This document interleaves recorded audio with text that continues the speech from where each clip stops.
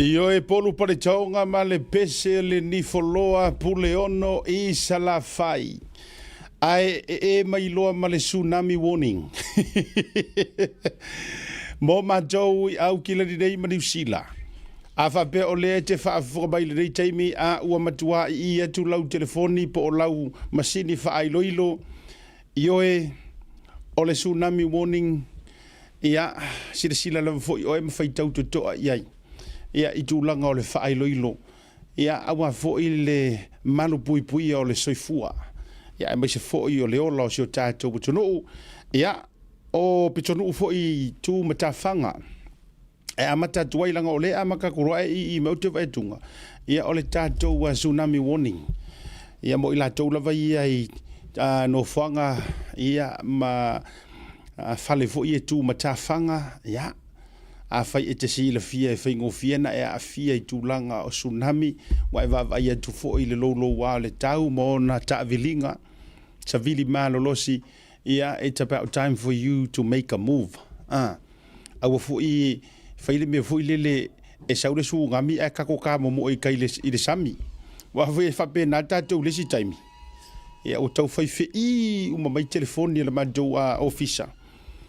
ia fe ei me mapu ka vale fa ia tau si sila tula o le la peta inga le na ia o mafui e ia ma e ono o le mafui e boluluina ia lono winga e ono ono tupu ai tulanga fa pe o ni usila le tau te sila ma ia I nei vaenga ia ua lus ia le na ia ai taua la vesiri ya pui pui ai lore tautonga fitia ia leifo o le ua tu ina tu ngori tatu programe ia fatalo fale ile nganga tumu le fifia o le nganga fa alo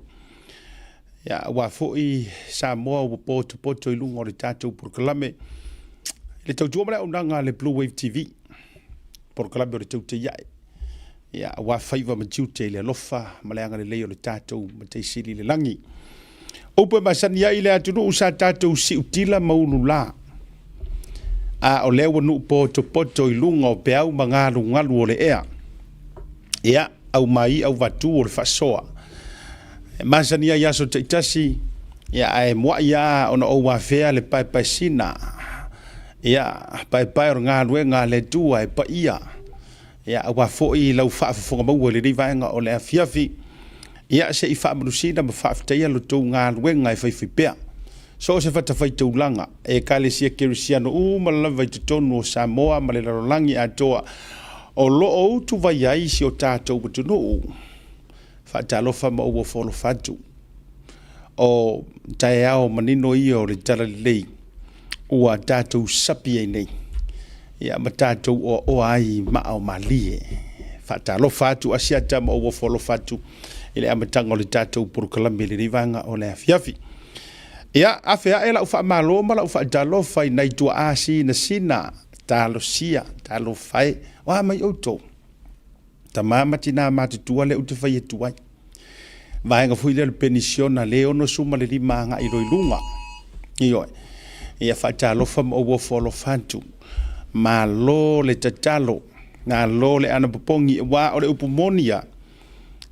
e siliaku le malo losi ma le toa anga o tamama tinasi la wa sina ana popongi ma tatalo na lo le au malo losi io e sa la utala o tatou e malo losi po le are fa mai ke usu le gym itaya uma ai o le tulanga ye le ola anga pongi e mantua le mafai ana faia ai o tamama tina matutua o le vaisu le mele ta o riska malo matu o le askuli mi le mele le olanga o le tuli vai ana pongi matatalo e talo sia ia le feta alolo inga tama fanau ai mai se lava foi ia o fanau I tono ainga mele fa malo atu nai tamama tina si tua ala wasina sina ia po ila tou tamama tina matutua fa fitai tatalo fa malo atu asiata ila tou mota ngase talo fai tatalo fa malo longa le tua io fa mai upor tusio na fa lava e malolo ai tatou. Lono winga ele ia se isi suafa e sili. E sili ono o mai ai le malolonga, e sili ono o mai ai ia le file mu, e sili ono o mai ai le malosi faafouina na o le suafa lava o Iesu. A talo fatua i asiata le proclame. Ia, alo le tauata'i le rei fiafi. Ia, e le soifua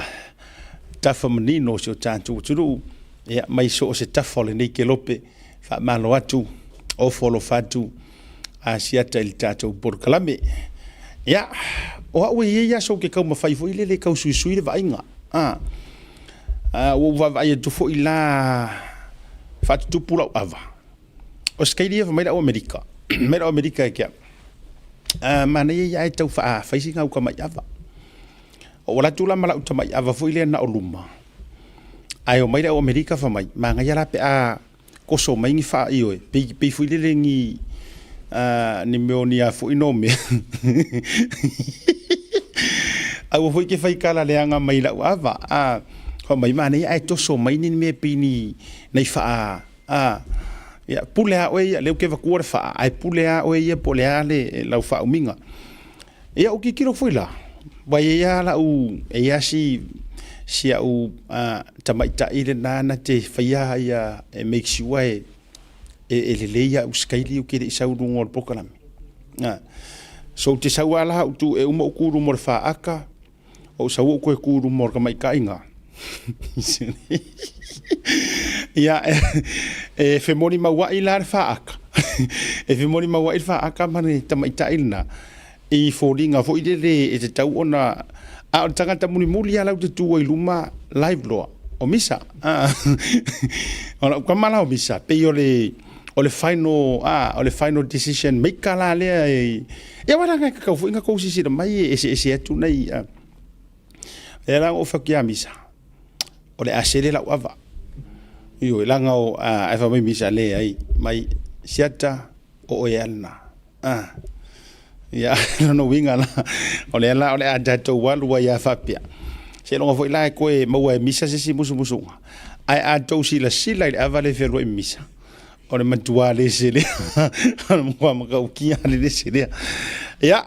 ma lo le sa ile le vanga o le fiafi ma lo foi ya le tapua tute me faiva foi o ila tau ia no fofale. Tasi nei o tangata e tele na tau lea fea. Ai, o le tūlanga. E tau lea fea fo i lele e wha malo ma wha whikaia. O le te le o lo latou fo i tiute. Me fo i lea lewa amakat prokalame a le whela amakanga meri mai au vaenga i a last minute. Vaenga lea Belinda. A whai ele ia mai e kai mi wha kulanga inga. Awangi ko sendinga mangi mer ke minge ufal pokalami mai me foi le mele langar ko ka fa dia so ako ale fato ata tope mal te sendinga mango me ya wanu tanto pokalami ya ai fatalo fatu ya te o esa mo ala tu pele loto madanga le vanga la se ko sila mai ole ai uma ukala ya u skaidi olea se Rosa Brazil ele kudu moi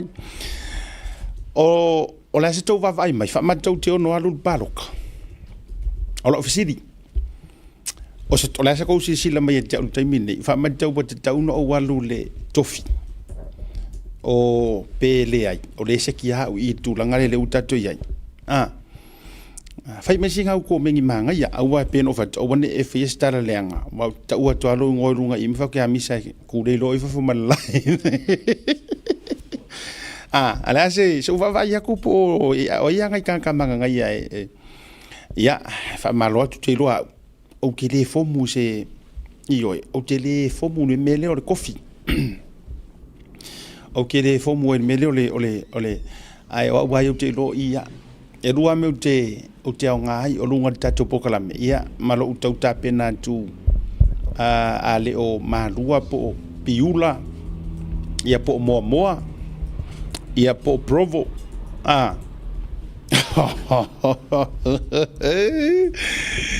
taro fatua i le paia maua lunga o seo tato uturu ia iona tūlanga ia o ke ongo komesinga o leo ia mea o le ukere ngā whai ngā mea ta fio lai ai fili ia o ke lako komesinga o leo e fesili mai o le ale me mua asiata te whaia pe a whape te aluatu ai o oio komesinga o leo o le mea mua o te whaia e ki lingi a ko a lunga o le whaurulunga. Ioi, nei e le ki lingi a uman makangaruenga. Ki lingi a ko a mai ere ko mesinga, sui ko mesinga, ki lingi umakiria. Ai o lai ai ata mawhanau, e iai o la tauto mai, e aka mai popoko la ai kokongo le makangaruenga. Ioi. E ongo mea, o e kakopurkara mea. Talo fatu ya mure uma ese livanga o le afiafi tatou wa proklame malole pale malole on sai o la talina a fai o ke alu makanga ruenga leo ya ona umalole to fatu langa lele te lole la ka amilole ma ko ka amilo ngi Amerika o kai le tamafa na wa Amerika sa mo Amerika mawalulunga o la to failonga mawalulunga tu langa sa la to osia tasi tangata no failo ia yo lai Amerika le te nei o le matua to mai ya nga to fifa ko mesina o sunga bishop sawainaya to yala saula mawalunga le ngaruenga sa ia il tulanga i Utah tono le malo leo tiute kama ia ka siar kilo loa la le awala ka ofia me ka ke vivesi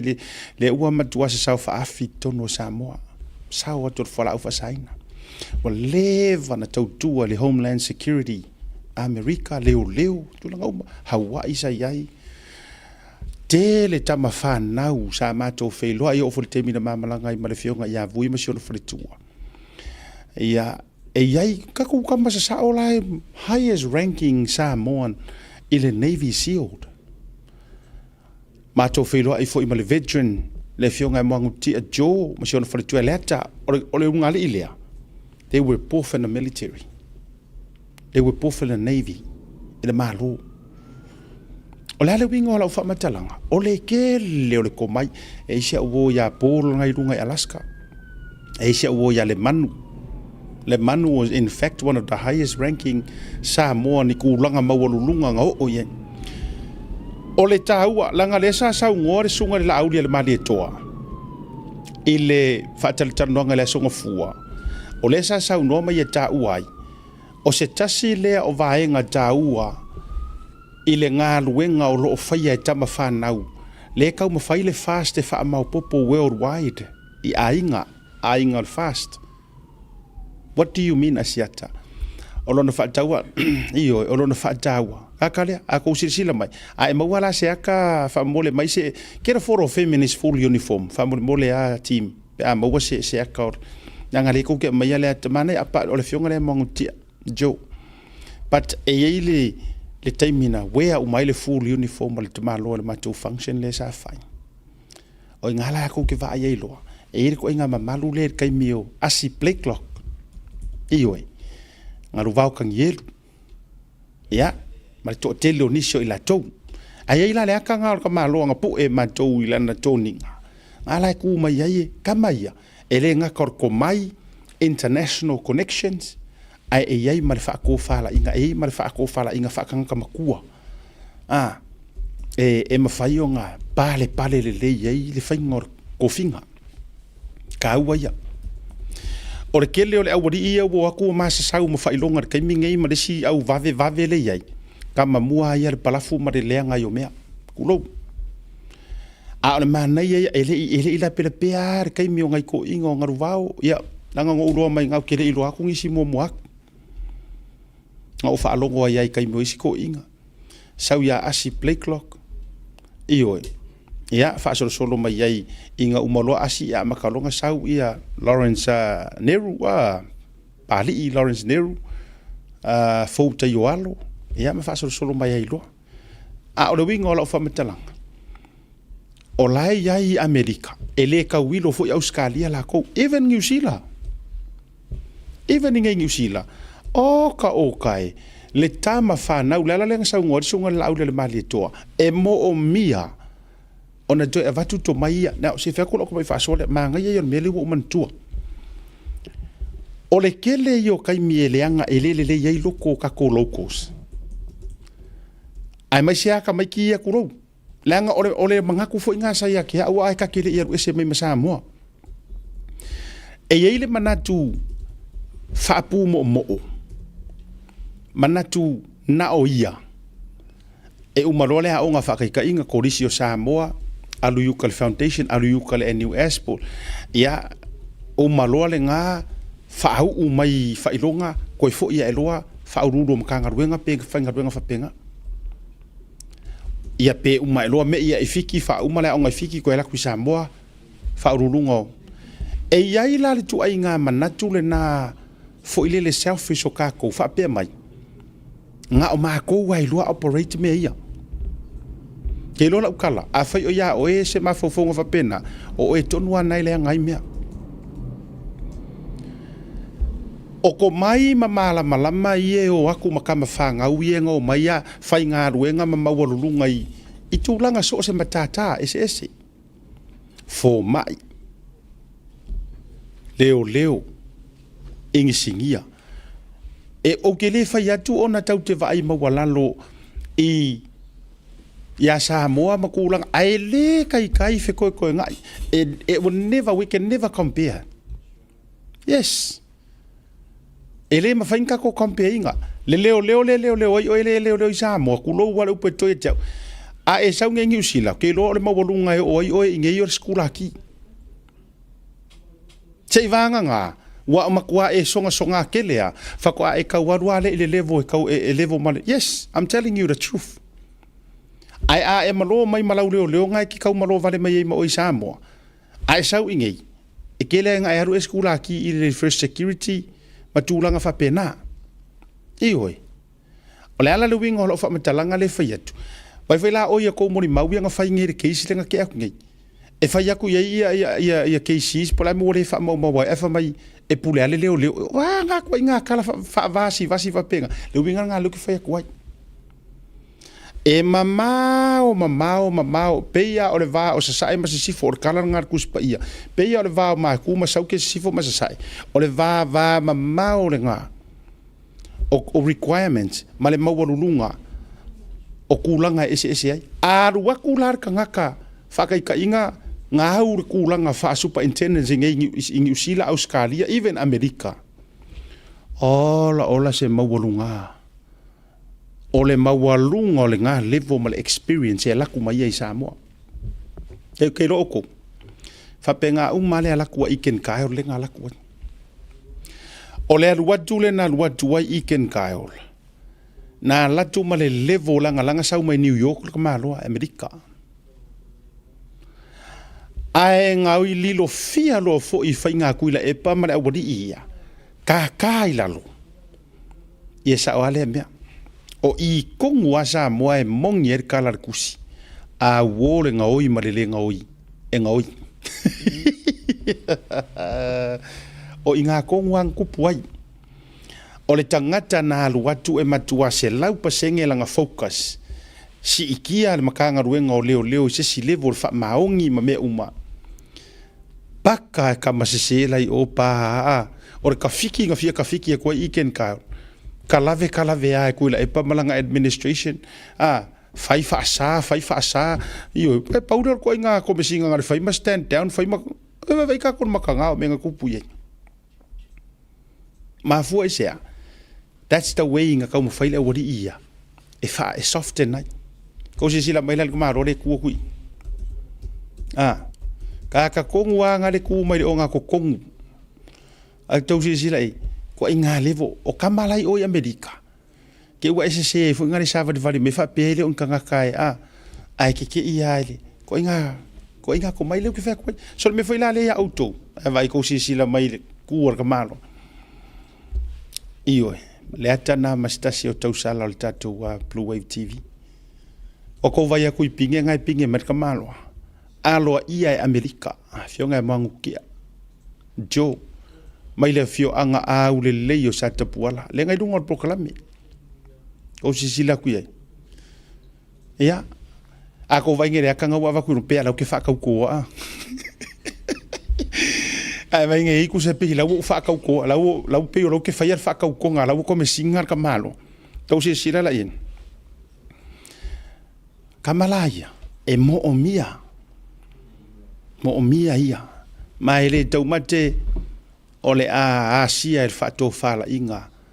ale fast pe at manuia matula i mai le finga balot ta ore kelle o kama fanga ai le lo ia le tu mai foi autafa ia wala ko vi fole akale a ko si le sila kula kamala ku mai so ai au ka for le veteran o le lo ia so ai au ka for lo ia o le fa ko ma ku ku le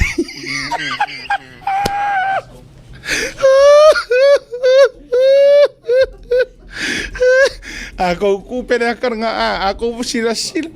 wa uno ke puela kale uno ke puela la nga le ngo le ia ideka ngo fa ku mai ato sila la sa ko sila ku sa o mai ar ko mesinga future police commissioner sa mo afionga mo ti a Joe mai ava so e au kafa attorney general sunga ya sauni seleni so e au kafa ola ne makar ka ale makua so ma fo ya e pora kong skula ngai oi fa solo e larga kale ku merkuri mangu pelo pa sole ke ilo ara ukala o ke fa fe kai nga mo wala vangua mo ke puea kai ma ventiso arga kai movie star ai ke fiu e lu ka ngai dese sidi vai mo wai ia fa solo ai dese pico le man ia le fe au le mo di me le tale ia ava tu ia ita ia hana pise Jamaica so ai lo la o ke le ro pe se unu ali ir vai nga ne ku ma o ke o le au ke ka va ia ku po o le va pe mo ka po fori nga ele ko ro le fa tu ka fa pele ai u foi la le match o le match o la e u la fala yeah I'm sure that's Godfather's fiance yeah ko si de sila ku la le ngai ku le kukura ku men le ngai ku matua le se fa mo nga ni usa o va nga na pico ku o avec avalela va nga na pico du ya ana va e fa tu pu manatu ai ke akai foi ai mo ko si fia ele o ngi kangaka le tatu watu ta ma fa na wa sa mo ya tunu i fafu makaukia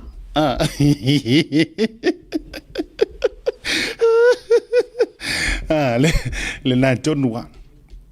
o tulanga la na le ao o le tatu malolonga kere ka ko isu wo fi karkarango maka ko fi eva ya ai tele istatu fa tatu no nga mua tatu wo si fa ai le ka kire yo fa tatu no nga si fa te atu tatu fa mo le misa mai lunga ka ko fundraising o le matua tele o tatu fundraising je wa ya le la fati atu te mil nei le la fati atu te mil nei tatu fundraising o le tatu fundraising mo le o le siva mo sa fatalua o fa fonga o mai o tou le tu malo sa fatalua I melepone au setalia o le siva le nei e sa ilia se seleni le aso to nai la skonga ile la so ngi lo no winga o le aso lo na lua o kuso mo o mia ele fionga le sui tupai saimasi John Mathis ia o le o lo tu le foi po ta moe ia I le fa malu le tatu fa tu ile tu sa mo utas fifio mai lango Springvale Community Hall fa mole I le aso to ona nei sele ni uma o le am fai ona so ni ai le tu te sila tu ele ona ma de laina mo o mia e nai tatu sui le tu lango o ne misia aso to nai ia le si vale o le aso falaili e ke alu mo ai mo le fia fo esa fatalua tau tele me ese o le o confirm mai le fionga te fono I me le pone o le fast le fionga ia plativao teo Anthony o le ai au ia tu le sui o sa fatalua I melepone mo le wha moe moe le. Alono winga, the good news is go and meet the man himself le tō whātu pa. Ala whalafa kunga lango kupa I leanga o kupa I ale o kupa I mai fo I lea la taua. O le tātou so o tanga lea sa fatalua a o whaafufonga mai fo I ngi sa vai au liuli a mai lea la kaua maka koua o sa vai o le ainga tātou uo lango le wha moe moe tupa. A ku mai kupa I sa whakarua o le māloa lea fo I mo kākou lea la kaua mai sa la whai. Ioe, anga o suafangi o ala fale nga sungu I o kākou vāngo ngofo lea. Tātou le ainga. Ea, awana ingalo lea stona nei. Lango le wha moe moe o le whionga tupai. Po le tō wha tupai. Ia, ai e kere I arula ia tupai. E kakaunga e aru mua I lesu whaleili. E te tawhao ma lango le wha moe moe o le tātou number 1. O la ukama. Iyo, e te le wha peo te whai atu. E te le aha utamari I whai pule. Ai e se lo ua lofa I le tō wha masina lupi. Iyo le masina lupe le tua vao makesi, masina lupe pisi, wha mole whale a se la, le whanga mwhale a se la, tā ma whanau umo I mele pone, tātou ua toi whatu maule no fōa o masina lupe. E ala I lau lango I mo mia se leni, sua I tala awatu. Na e tau te vai atua le flyers, na I e tātou whailonga. Cranbourne Community Hall, tasi ono, tasi fituvalu, South, is at Kipston, Highway, I Cranbourne, I nai Melepone, Australia. E maliwa tu fo I lena whailo mai, o le atou whiloa I foi, ma le fionga po le tō wha, ia masina lupe, le atua vao makesi masina lupe. I le wha moe, I le whai ungo le neiva yaso. Ia, palauli, o le ua mea asa o le uso. Palauli masatu paitea o le laulua vasili ena. E whaile papakiu nei le outi le asoto nei. E ready to papakiu lo sulta la le papakiu a matanga o se fundraising ia o tausi le fia le tatou sui. Kasi le sui mauti noa e le tau fesiringia. Taipea o masinga lupe mkupa. Le fionga ia aiolopotea toni. Ia lango e amata le papakiu e ilisi e tatou po siva tele mo le fionga ia toni au tilo le vatu le vai sofo ai mo nei taimi lango le wha moe lea I le outi o tau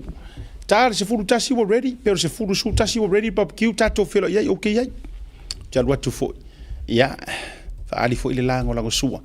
ia ai me se fo ina fundraising o fa ia matou ni usila nei ia ona mai ala ia le o le fundraising le ai felo ia ile posiva la vai matou I mo le avionga ia seve te I fui mono mai sa fata mua longo winga o le fundraising a sa whakarua o le whai mele pongi a o tātou sa fata mua e on tātou le aso tōna nei I le hall ale e whakasa I manrewa na ua tu ina tuilunga tātou whaasirisila ngai e tautile atu malolonga fio mai matala mai au tātou whelo iai ia tātou mei o I Hawaii Yo lai ngi fasi silang ai se kele ngi ku pepe warwa ku ngi I mafukanga ngi. Fata ia le uto evatul to fasi silanga lau sunga le tete fono. O le forotanga e masania ia lai nga fast mata fali Hawaii aso sumar fa o kuso lo afelu sumar limo le aso tofilea. Ia address le taimi ta le lima le avia fi fa mole a fi fi atu matala awatu feilo ai ia ile aso tu poina o le to fono masani. Tato me ia tu siva lea mo ali pata I tu pa ilalo. Siva ali pata I tu pa ilalo. Ia, live entertainment e whaia I le aso suma leo no au kuso. E tau te sila mai iai. Ia, e me se foi o nai kudna bowl club. Ia, o information na ne mai lungo le tatou flyers. Ia, ai o tele o mauti no atunu. Ai afifio atu matala awatu ia ile tātou siva lea lono winga po se siva mo se sui tauwa ia po o le siva mo langa le ukere o ia there you go se I vai kule il kako flyers tama mo band ia le na o le flyers le mai ele o ia la tauteo ia tātou psa o ia kala pit kako pala uma ia foka kako I loa o ia ole fiafianga fo i te vai ma fati ai fo i mafitianga o lo e nofo ma oe ia o isis ka ku fasisilanga e ta teris fasisilanga se o listemi tatu malolonga fo i mai ole tatu wa fese i fa fe lo ai ma fata lofa i le pule sili o le tatu o nanga o le ulu i sponsor lea ane tatu por Colombia o le tau te iai ina ua fato a whanau o le tau te iai o le tamali ili nei na ia talia ina ma mairona whaatuatuanga ia o le a ia sponsor inga le por Colombia le kaiminga tau sa ili solo ele ingi se fio mai sponsor le wato le ono tau sanga ia au te loa o le umia na whanau ma le tau te iai o le umina o le mato maftanga o lo tu maua e o mai le aso ai ua le vanga fiaru ese ai le mafai ua matua ese le maua o matua ino noa pe o taulo le va ia la fionga ia le pepetele junior dala i lene ma le fretu e a falute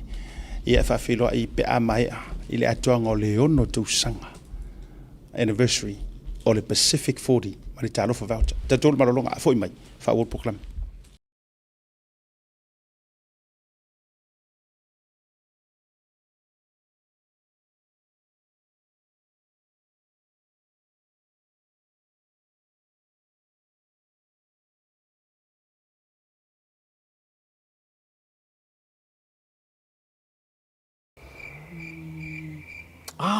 SMI.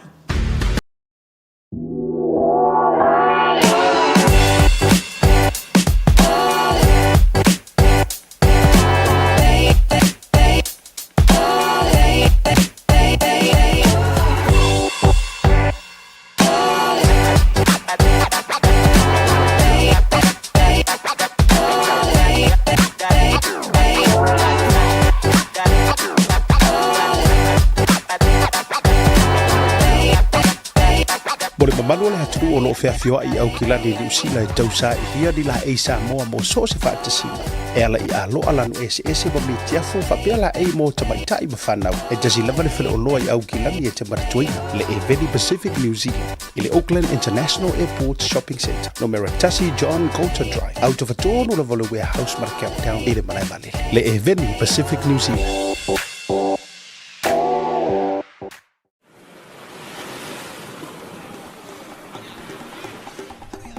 Soi fu manuia malangi ma. O lo ingo o matai a leota sinau mea tau whao. O a ua lo ia Samoa i nei le mata ofisa o le WT Compensation Lawyers. Mātou te fisoswani tangata wa whaina mai ta avale,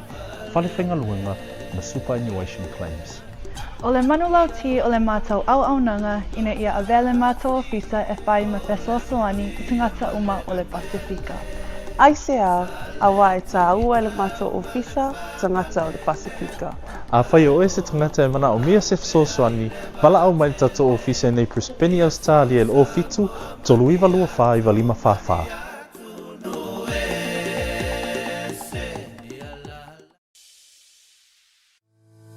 Le quick freight o se au nanga vave to e whaatuatuaina. A wā le la foina o la container po o so se whaamhori e wā inga i Samoa. Whaafsotai wa awao i le o iwa, tolu iwa tasi, lima iwa, tolu tasi. Po le ovaru se lau, fitu iwa lima, tolu fitu waru. Le quick freight au nanga vave to e whaamari e lotu.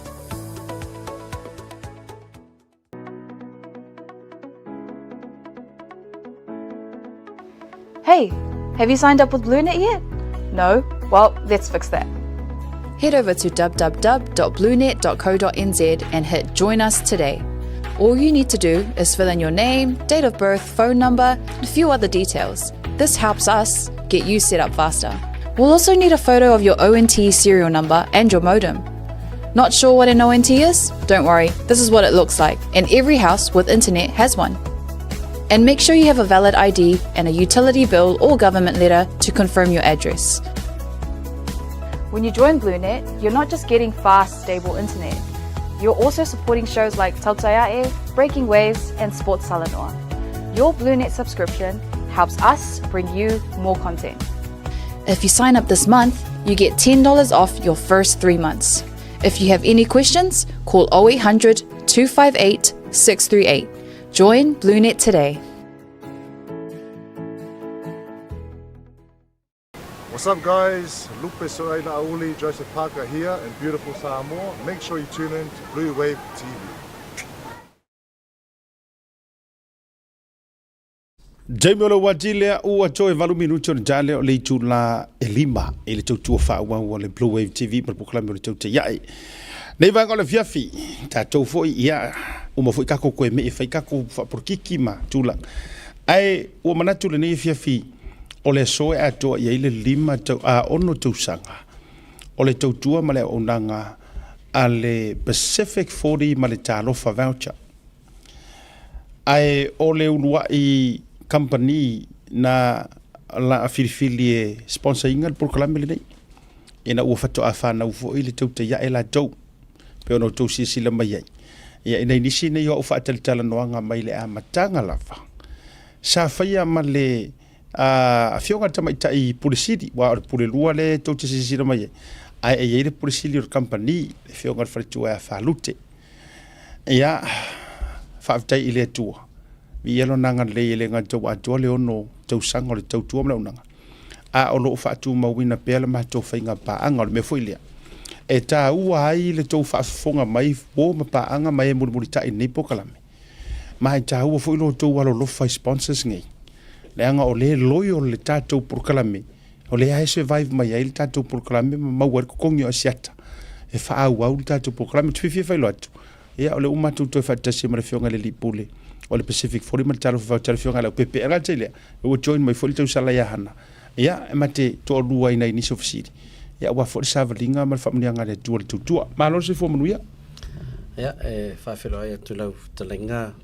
siata ya me se fo ile to fine ya hana fa talo fa fo I pa anga le tato pokalami le ne fo tai mile aso ya ta tono lo manuia to ma le anga le male lo fol tato mtai siri tai mai folo to so fu ma so mata wol ya o tato to fa tasi ai fol nei as ma lo foi le malang manuia yo fai si levo fai malanga ya tato to ya le fato mo le no tato to feilo ai io e vi elenga le io le tua ya e lona lofa tau muli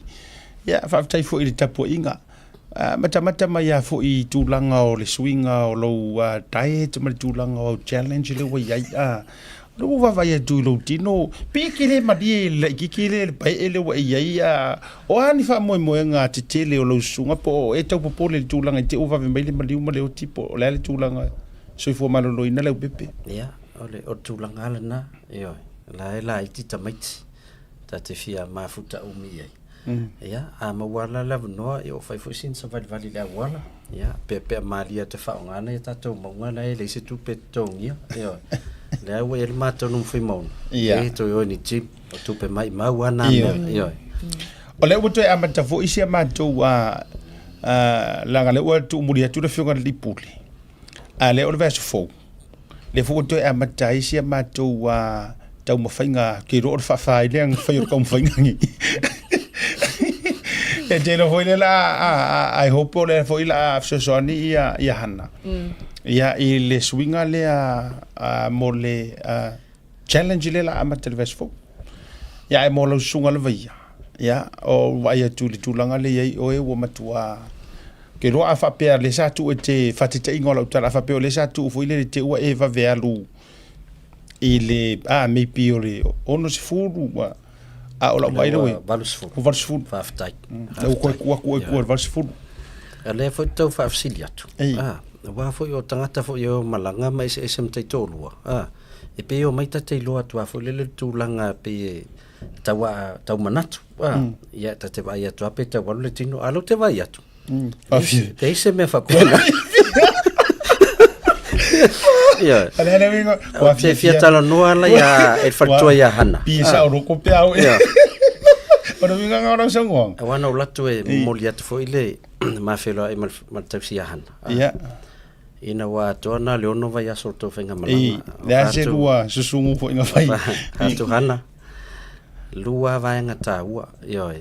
ia e vai atu ola e alu atu pe tonu le account wa lo te lona o ia sengi le account vai na lona lua ai vai atu ai comments fo ia vai lo ai email atu ia vai la ia piki apu mana ia voi le la sa ia sa os ole la te sa ne o vai ta vale toi titia pe ono ia ma o sia lai ai. Ia lo yo folding of nga tapu inga sai e. Iyo ia fatai ia fa yo lau fotuanga nga ave ia na. Ai o fa taua ia o le soifo maroloinga o le taua le na fo yo fe au ma le o le lui fo le na au mua to vai ngan ma to maranga. Dea te dei feiloa ia ia tama yon te au mua to le afo. O le fai marolonga o marco akili. Iyo le fai marolonga o ma fo ila fo tu le va no se i matua fa marolo le ye ka fara ma a ia ma le sunga de li loia te li lo wa taia aso to fil pokara me maloia. Ia a to si le mala wa su me loia. Ia no wingon ai afa pe le ai mo mia te to ruote. Wa mo mia ma kwa i mo o mia ia fa feo ro ma singa le pepe. Ia wa te lo ele mfa nga rese de umi. Ma le ma fai. Ia ina wa fai mai ia fui mono tu langa malanga le o fa to fui mono. Fai sfangta mo ma ua ona tu langa o le foi e fai winter sports tamiti. Ia lu lese avela netball. Ia lu lese avela na kapita. So tali ele mfa na tu fa lu te mo umi le. O tali na fa mo e kau lau foi me. O tali ia ele mfa na tu o to mo umi le. Ia ai pe o tali na o na tu. Ele ma fai ona walu ai. Tu lau fa na. E kau lau fo ana. Pa ma ne foi le. E ma ta tu o fa ta no nga male. Ma bole tu langa sa valinga Pacific 40. O ke ifisili ya hana. Walang olang first time foi le malanga Amerika. Iyo o lewa lo na lua le lewa lungo o program mil tu ya talu no foi mai. How's your vacation? Awala ngo ma ko. Iya wa ma to no e fenga ruenga. Yeah. Ai ngala ku hana vacation. No, it was not a vacation. It was a mix of a vacation and work, but more work, but it was such a good trip. We got to see a lot of the opportunities.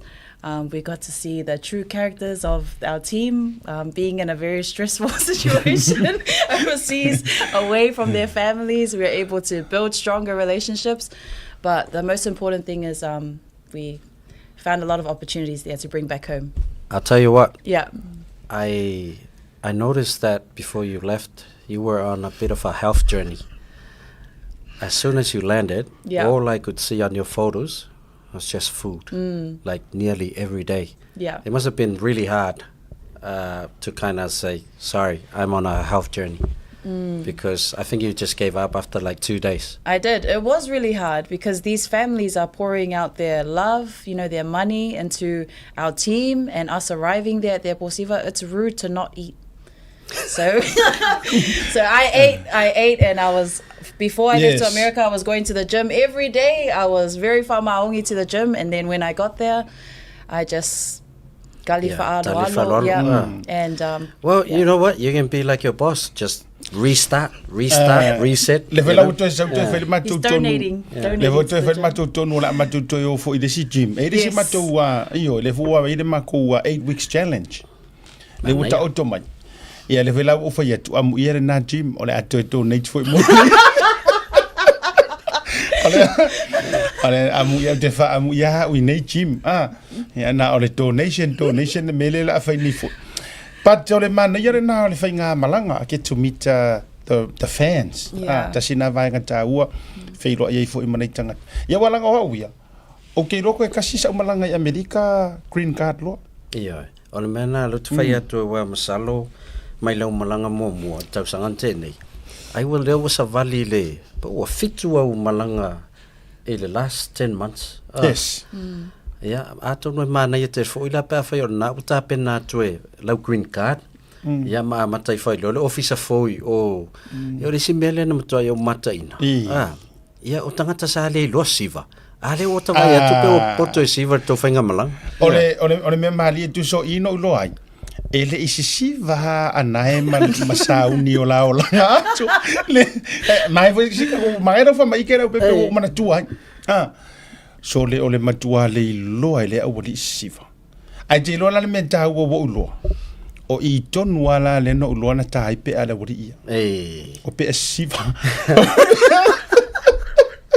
Ewa foi na ngamba o mai ya o kama ngamba o marsi sa mo fa karai ai vai tiu ewa den ko se sira kwa yo no winga o le ata mua fui maono no vai o talai le ofu o tango loto i lunga le matou a peita le skopa o vatu vai mai e sui plestene fo o le tatu skopa i New Zealand le o tala le ofu o Amerika o no winga tatu te le pole foi lai tu langa alu stato malanga le skopa i Amerika le wal watu fui maono ai ke sila fia la le au pepe wale ke roi po la emori mauhana vai ko o la waka nga verunga ke vai wale mo le mane ai le para vai boss ona le mo ku mai fiu e vidi le ri lo pipi okay I want that photo down I want that Pia foringa mai nga intro port ka mai la waka nga verunga ia wa pia e tasirva ia so talu na varta langa lofu ai la na tu lor vale le son to lua na watu ya temina wa aya wa lor fatua le tu langa la o ia to nga siva mal fa le ngol pe ala fionga fi mono le la ia to mala ole mea moni lavarina na tu la mai malanga na umaro na fa le pea o te fato le kafi ki fiki den kafi ki fiki ai nga onga lena ko kai ko dua pe o le file mua mamo Lea, vai agora ka fa uru pe fura ko mai. Vai agora ka fa uru pe. Lea, ke ore akalea. O nga nga lena ko ka ko rua. Ele I ai se ava ngoa ko fa sau ka mano. Ya, maloa. Tonu foi o lewa. Wa ngale sono to malanga le. Ya monisi malanga. A worto faia. Ya. Ya, ole sila ka ke akai langa siva. O te loe wa umi se teimi ele I whaasiva o kautwhara.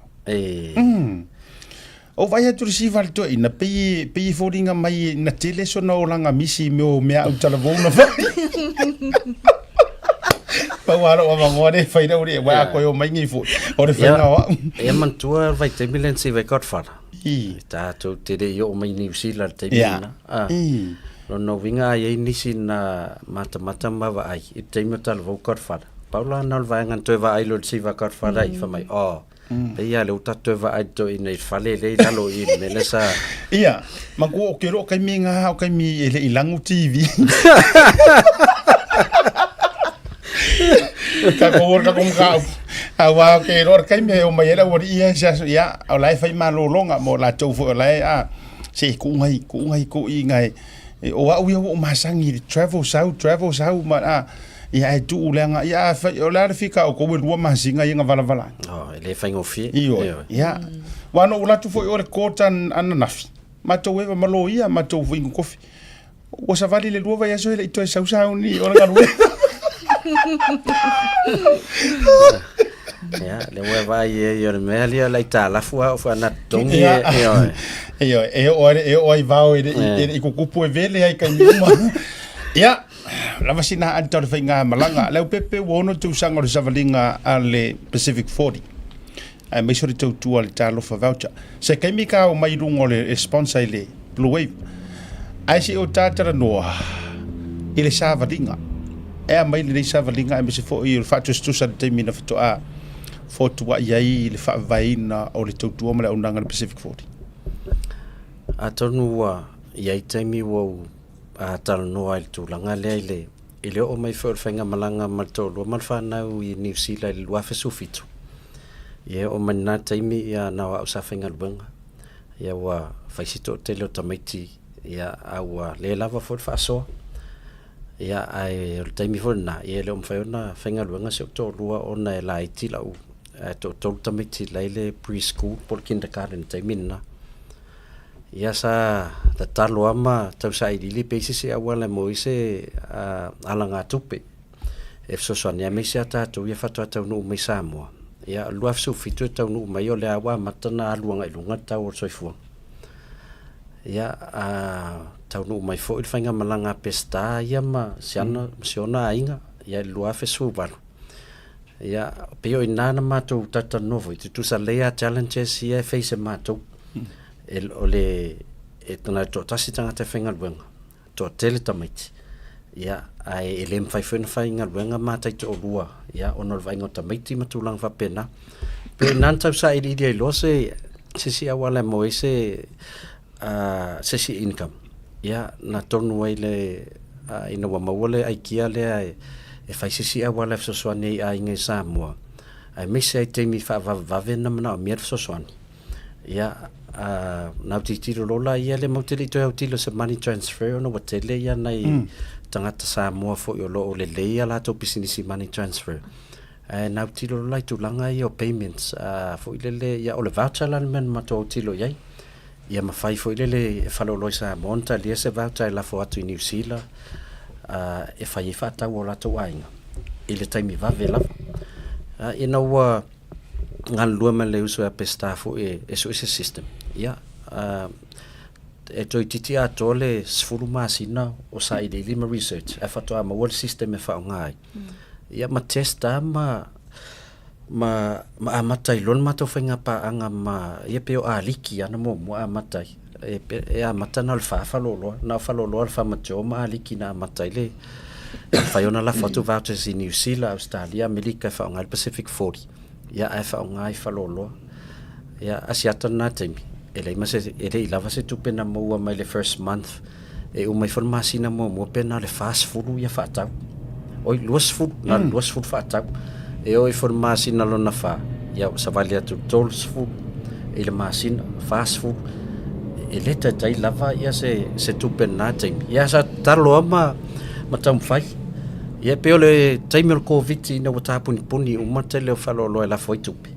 pe o inala le na tele lo le lava silfio le malola tunu au amata foi lan tele fa lo o le na fa lo alikima fa lo alikisa ye ia fa popo isi fa lo pe fast food taimina ia wa pa va ia tu foi ia na yo tatu tangata ia o le ofengo fia a pe lo ainga le fa la lupo ele ato se 5 minute la foi le vatanga ai lo ainga I fa la lupo o I fa lo fai fata o le manula ti tono na pole angal na la ina fai ia mfai ona so soani tu ainga I fafu I me lo va na mi se me ai ali ia na lu ia le faingo me ai wa mata na vili mai tanga ta pem faina fai cash power pem faina tongi pelio le vai ia sa mata nga lu foi la wa fai pa anga foi male IPC male Samoa Water Authority le foi la fai o me mai le tau sia tu ai ne tatu ainga sa moi ia so taitas ai foi ar vinga man fa tai le tu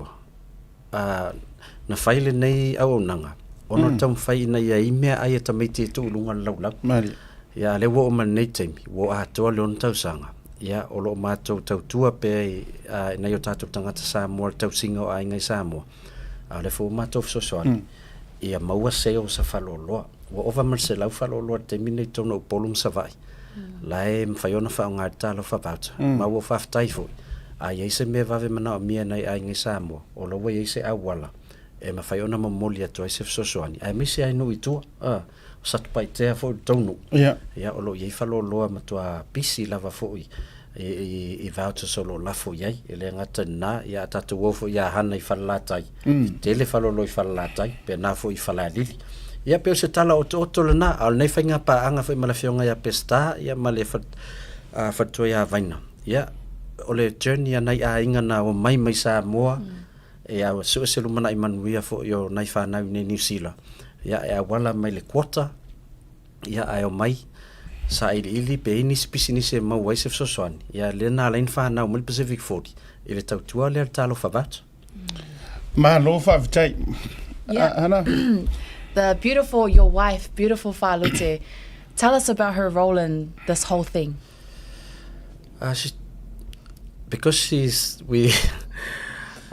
has more time at home to run the business, so she handles all the commercials. She does all our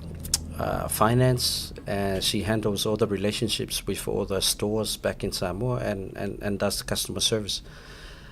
Me and Pesta do help in, but I think a lot of the customer service side and the finance side dealing with the shops is what Falute works on. The technical side, we leave that to Pesta and Vaina, and I'm just the guy that they make run around, as Asiata mentioned, thumb-fingered work. Malo whakataia leo pepe le tala-talanga o le savalinga. Ai me se fo yo fita ma wai so se kampangia po so se pisingi se fa fitau lima mai ngole savalinga matulanga pena ole au unanga wani si vaenga ua e maitawina ua faalau tele iai walanga wale foi ele ko fiska karanga winga ile au unanga vai si leva tele ai nangata mai lava i tulanga o unanga i fale o loa inu i tua ma tele onisio ai me fai foi mo wole nei ava noa e me fai ona e toi sau noa lo fionga i inisio o mea te tele mfonta tala i ele fai totoa manisio o unanga ai mai sea o kele ia fai o la fukupi au te lona paule o se au wala te lo iloa inisio o company o le ma fai ona fa o ngale tulanga o le voucher e ave ai ia le tulanga o fa taunga ma fale o loa ai me se foi fale te tele tono se tato no faina e sa no vanga le faftai atono le ole vanga ta wala ia o ta fa masani o tanga tele concept foi le o le la fole voucher wa masani la fotupe a utalu na la to lo le faingo fie ia male e fa ia la tala ile e ile a inga na vili mai le te o le fitu la fiafi fai mai a fato amatanga ole au nanga fo fa mai pe ia se wala o lo mana mia e se la tuta mata si o lo isa mo wa ngalo ya la to na la fotupe e fata we se me ai ia a o i palauli e falo lo sa ina yo lo te fitu la fiafi ia na famata bolota loka fartupe na famata la tua ele fainga ele a to se 5 minutos ana la fona le tolu sfutala le voucher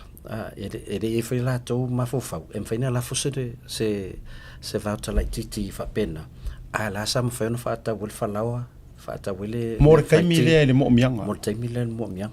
pe nana a mata i lavon matu taton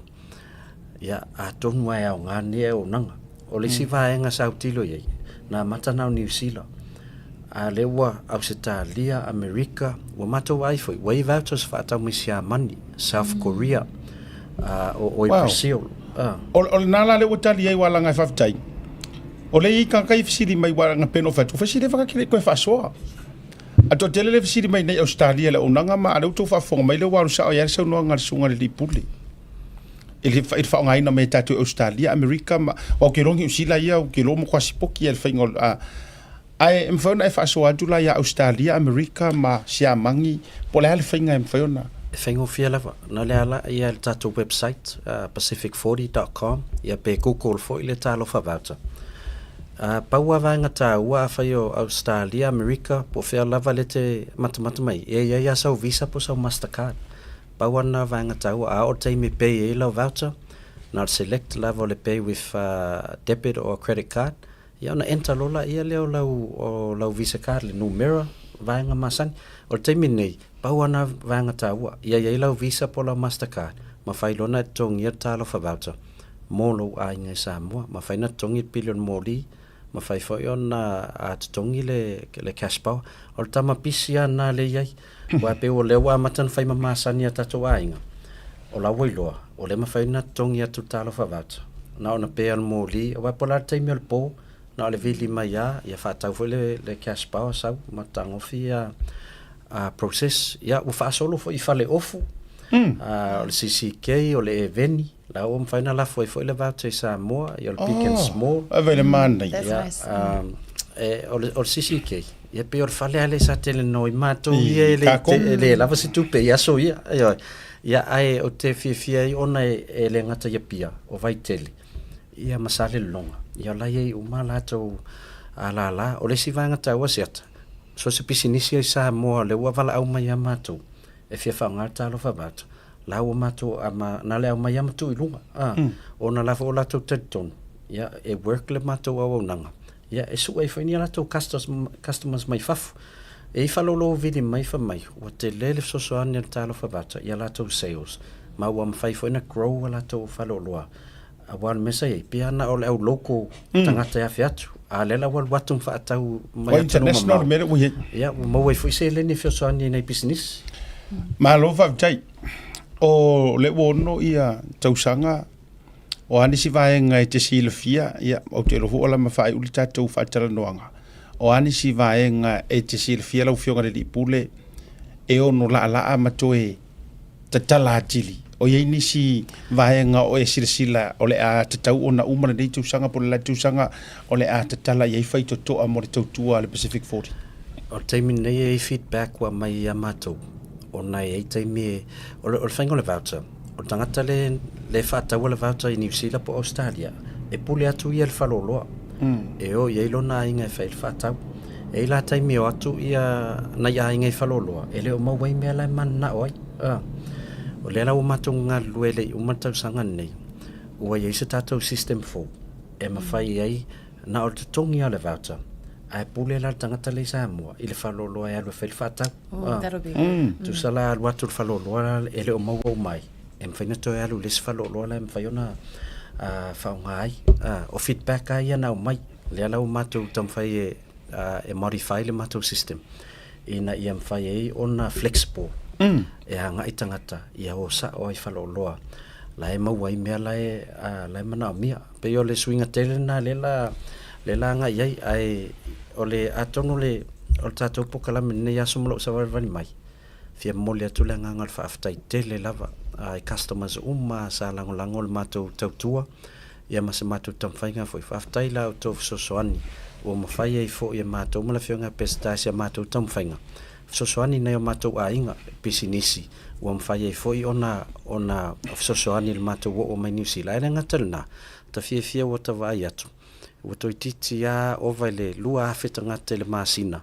le ai mawhai ona matou sosoani e whai whaatau e tau se o latou ainga i Samoa a whai a o se mea alofa le mai le atua mo matou te ngā lua ia le ngate tau se matou ainga a o se tautua fo i mo se tātou atunu ia fo i alvi inga ia te ia e ona mea uma o le ala wait wha moe ia e ia tātou voucher ta i lua se lau tāla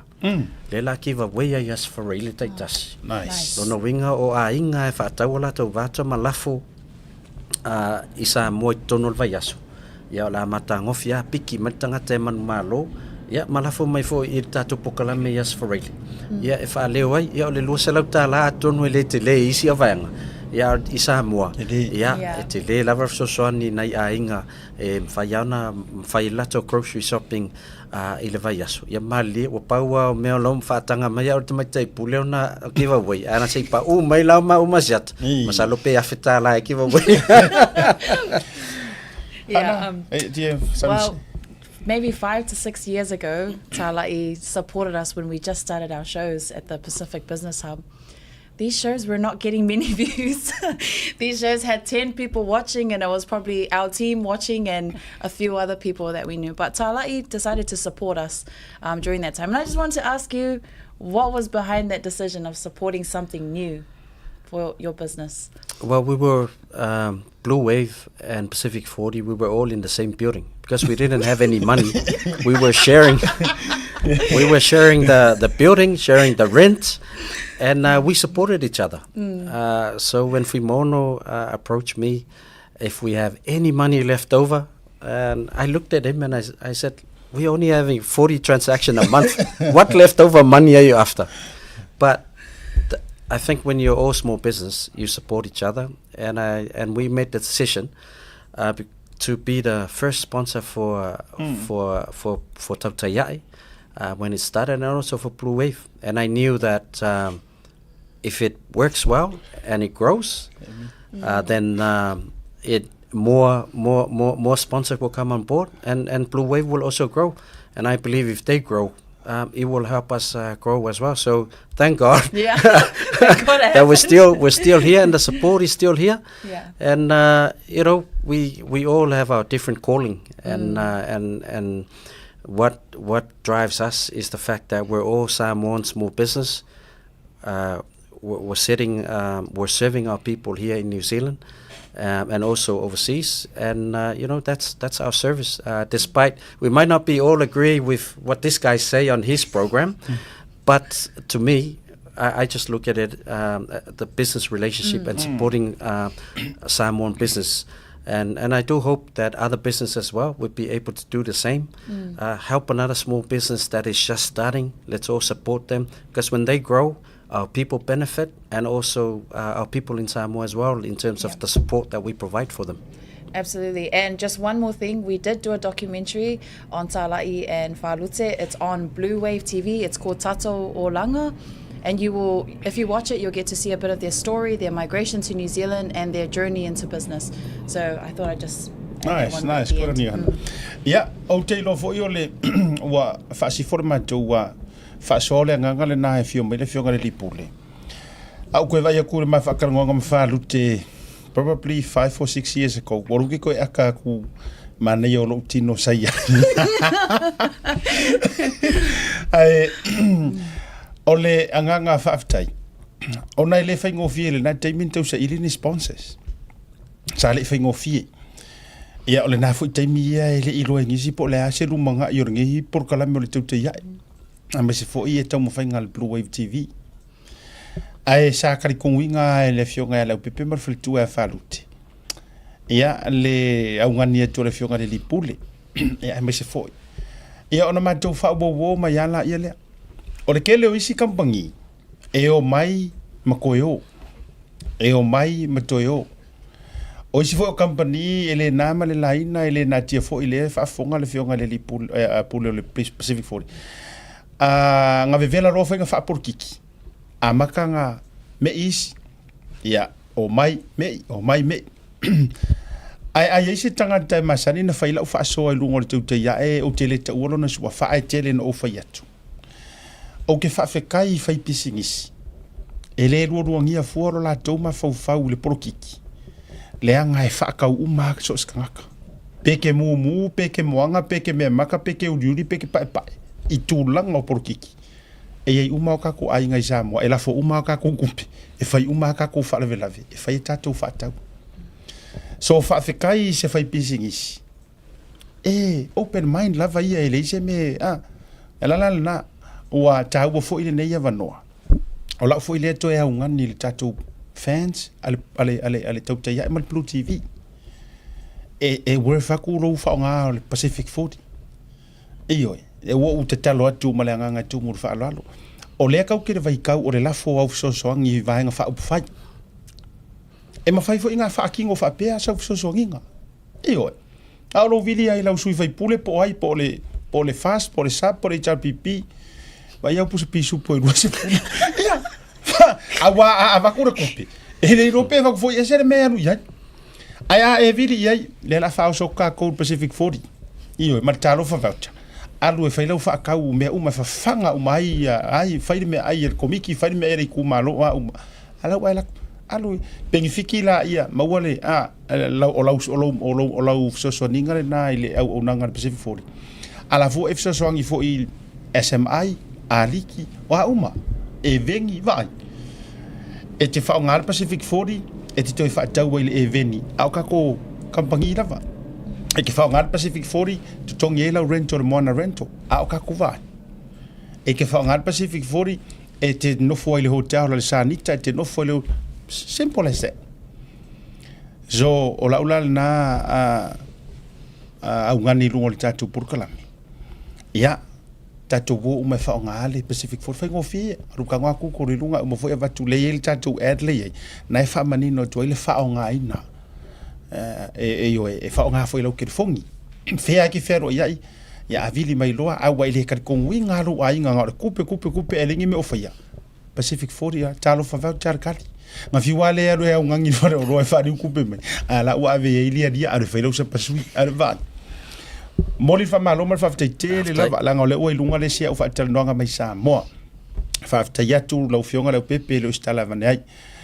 o umilta tu sa valinga o matua o tau ya lo matua fo ile o sponsor le tatu Pacific 40 ma le talo fa voucher ia fa munia nga le tu te tala nisi avano te tele fa tupu ia ma fa tele le tu o yo le tu mo wi o le tu fo yo le tumu ia awa le tu fa tel tu malo ma tu no ia fa manuia le so soifua le Pacific 40 madia maya e ko e ongo ko sanga ko ongo fu ka ka la u ia te lo ma wala mana le la fai masu yo ele ko ko fa uma no inga ia te wise vai nga to fi so no ai tu fa ma vai after tele siat me se fa to fine han ia me se foi le fenga nga blue wave fa tai foi la to nga fa tino so so ni e business ia lo fungia foi le tua ia tau foi lo fenga i moto nga wenga langolong pele ile malo la tnu ia tatu talo ia umil tato savalinga foi tau ina malo se tato atnu ia tato so so ni i foi le business les business ia me se foi tapo inga Samoa ai fa tai tele mole mato av non nefiafi ia tato to felo i foi se si update pa mole vesio palot ia le na tonu lava tato malolonga a foi mai fa felo il tato malo mai Samoa ia ma tato to fa sofo awa aka ko dio fu paruka e uma enga leanga o ko mengi fai mai ia maniso tato issue o lo tupu Samoa pe ma tato malolonga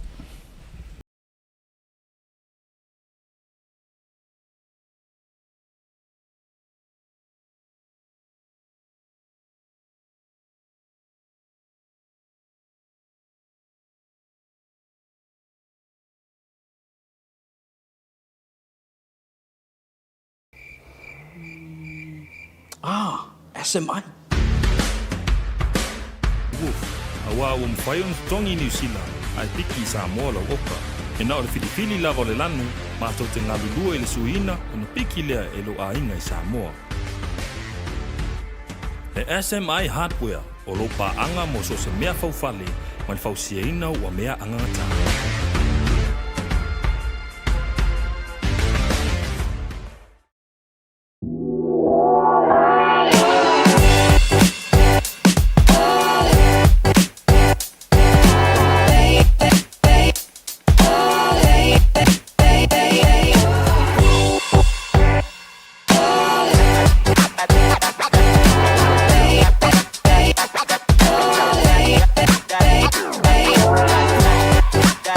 Sef Sosoani, wala au mai tato ofisa nei Brisbane, Australia, el ofitu, tolu iwa lua wha iwa lima whawha.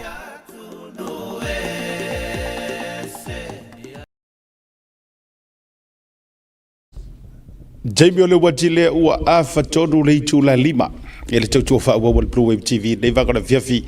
Ia ina umai el tatu wha tataloanga ma se tasi o tatu sponsor, major sponsor o tatu pulkalami ole tauta iai. Le fionga lau pepetele junior tala i lene. Fifia whailo ato leo, ma wale hawa noa mate whaso ai fo i ma le fionga ia vui masina mua senga flava. O le tatou suiso upu masani le fo i wa masani lungo le tatou poklami o le tauti iae. Si ufonga fo i o Samoa. Ia ai ua tausi le fia uma le tūlanga tāpenanga sa iai o le porokiki. Ia ma le tūlanga ua ta oto ai. Ia ai se i tapa tūlia le tatai sona whingalo o wa fo i va ainga o lo iai whaalawi loa pati e tolu. Walanga o le kau whai i a whakasi. Ia e mesi ale vanga whai re whatoto i le to Samoa tasi. Talo lava, la ufionga masina mua, ia la ufionga vui, la ufionga tia. Ia la ufionga le fascina to le foa. Ma lore so i fo folau le dei aso, afio mai rungo le proclame masani ai. Ia le lei taimo le fiafi. E va pe lo fatalo fatu lo do fai vai malaya asiata ai mai si fo yo lo fa fonga lo tele tatu tu. Ia pa pito no fa la vas fatalo fai le fionga i le ngatasi ia ku mono. Ia pe foi ia le pulenga mala u fenga nga tatu pale wale si ia male TV o le blue TV. Ia pe foi fatalo fatwai ia i lo do fai vai malaya. Ia o le te tai fo le tatu na ngama tatu. Ko fatalo fo pa i ma lo tatu tu. Ia i ona ule uma. Ia i fa po mai le tatu tu. Pa lo so i fu ma lo le langi ma ia i nei fo ia fiafi. Pa le tau fiafi. E uina ua whaalongo ina nisi o vaenga e ono popole ai le nganga man pa moe. E ono se kulanga fo se mafu i tele a tu dai mai ngata i fale o o Rusia. Ya tatu talupe le tu o lo ya te ia le puipuinga o tatu tuno u. Wa mai te watu ia ia se atai folinga mai ele mao ma tatu le. Mai se foi o to. Ya le ate lewa Australia tulanga pe nei ai. Ititia iva a il fuao o mafui e le malosi le mafui e le sa tu le mai ia e o tatu o le ai o le mea o le tatu tape pena ma sauni ia i pe o na mai la pta inga i le nga fa lo talo fala malo fa te telefo i le tūlanga o le tatu tape na ma sauni ni tūlanga ia ele toi fo ia tatou ele ngata o tatou Samoa na fai ma le sona tele ia o so se a tunu ulava awa ele so nga mai le sia kungu ile sia kungu tūlanga fo yo fa la tupu fa la natura ai yo le ma lo le no sai ma ro fo ile va ya tu le tūlanga fa moe ile po na po ia sa tele na mawana ya vano wana o fa tasi ma tatou proclame ai sa mo fo ya vano tu va ya tu wale fo isa e live mai ile u fionga vui fa isa usau noanga awalanga o tu malo nei o lea e iai tu malo e tasi o le fast. Tasi o lea WhatsApp. Ia malesi tasi. O HRBP. A o lea sau vainga. Wai e sere mātou polo mamau, mara mātou vai mamau. A o le atmosphere ma le langona. O ani tala, o ani upu, o ani fasoa. Mani manga ngu. Na e tau maua. Ia pena fasoa tu foi wal to telo niso la tunu e open la to fasoa ia joy. E ma foi na tau so no mai le langona na iai le po na po ina o tu fa tasi fa le to mo fa le to lu ma fa le to. Malo fa te ia seta ole ele va pe fa tu out fam talang. Ole a langona lau tele la vai le po salo le wo fam tala ina la ma fa au mai manino la vai lunga o ata i tu langa pe ona ia i tu malo mani tol sai ai pa tu muli ai ia le mota i mota talo mai se foi le multi purpose hall la le a fu ia i tangata o ia no fo o mai i tonu ole multi purpose hall ta tutti fuori e sili mamau atu le to tele o ilato nai lo o le tele o itu malo pe a tatu a fua pa pena a lona wi ai o lea fua fatau e le fa pe o le atoanga le o itu malo wa to tele o itu malo ele o mfayo na awai ona olo fo la e pe si la to ila tala ano fo nei ma vai tolu le ole ma kwa ko kere ole mtu atu tele lava ila ngona la tele ina o matu pa so ma to tele wa na tele ina wa tape ato al mai fa pai ai sana wa sa matu militino lava ma to tele o le tunu ele ngata ila to pai malanga tu e tunu fafo ai fa pe fo ila to o fa pe ona no ya i tono ta tu tunu o le winga la fa mtalanga o la ngona matango ki sa papeona o mai e ila to vela nisi o tina sa papeona matu to tala no muli man nisi o tama ya me se fo tu langa o le tala po sa matu pasoa a o ta apele le tum la to o foi pasi ma o ta apel ta to ai ngol fa tu ele tu sa mo tas o le vago war ya ono le lo fie tu po yo la to fie mo woni po ngata me se fo tala no Ore langona la pele na ufa longo ye po na po yo la to kina e fa pe atonu ole manato nisi fa ingata la to palota alo la to tel tonu ma la to ngalu e na patino fa pe ona fa ona fai e la to te malolos malotoa e tula i mai ia le tali le leia o le lato ngā luenga patino o rona winga e ono ia taula ia ile lato langona le sa mai o rona winga la tatu te tilo ile tawala ona manu malo sui o lo fa peon tau vai lalo le fua ale ainga o fatu tu ele tu sa mo tas ua ia la tu sa no anga siat pero no ko ia e winga fallinga e fa kai le mai tawais ala ia e a hua le lato ngalu e ka fai e lato teton e tali le lei ia la lato fai ka pa e le ngang para ma lo fa tai tele lava lo fio ko vui ala ngai e te lele anoa o lau whaato whala inga. Lea ngai le ngā te fua i le matua o le tūlanga wa levana ai filofilo ni porokiki. A o le vāvala lata o tangata e whai ngofi e ona whaasoa ma open atu o la tūlangona.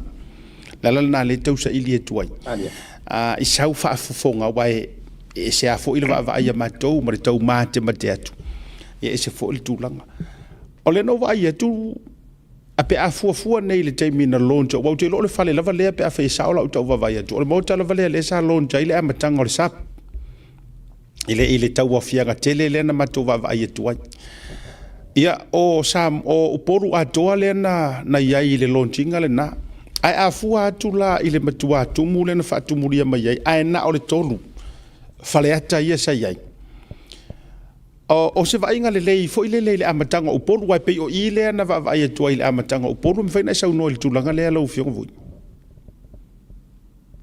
malo va te asia te moni fa ma oni sa no nga ele va pe no foi atu tatu tala no i me mama tatu tala no i sao tatu tala no ile va inga yo na ua pa anian ole tulanga pe ya ona ya ile va inga ile po na po ya e moni fa mau e sili atu le tele o le afai o le sa tum ai e vai ngale o isi tanga tali e sila tu ila no fo mai luka o ila to wi na fato a watu muli o tangata sa nga lu e sa fai nga luenga nisi o tu pulanga sa fa pe ona tuli atu le fa moe ya ona watu rola le fo inan sa no ile fio ngai tai ina ia tu mai pe iluma ai fa avno tua ia ma utafala i vaenga la ia ina ia tua mai ia ila to tele le ono fa pe ona anga mai pe mai anga a duenga odas ia le lavalana va ia le tumu ole floa lavalato a o tua tu ia o ina la na nga i mai o ifo e fua ia i va ai ia ma fua i ngona ma fa upaunga ia le tulanga o le fainga palota al tasilu tolu e uina ele fatino ina ia le taimi o le roadshow a fasale le ang o ia i fo ia a paleta fa ai o tele tonu ia o le tulanga la palea peona na ia o tele tonu e ono fao uma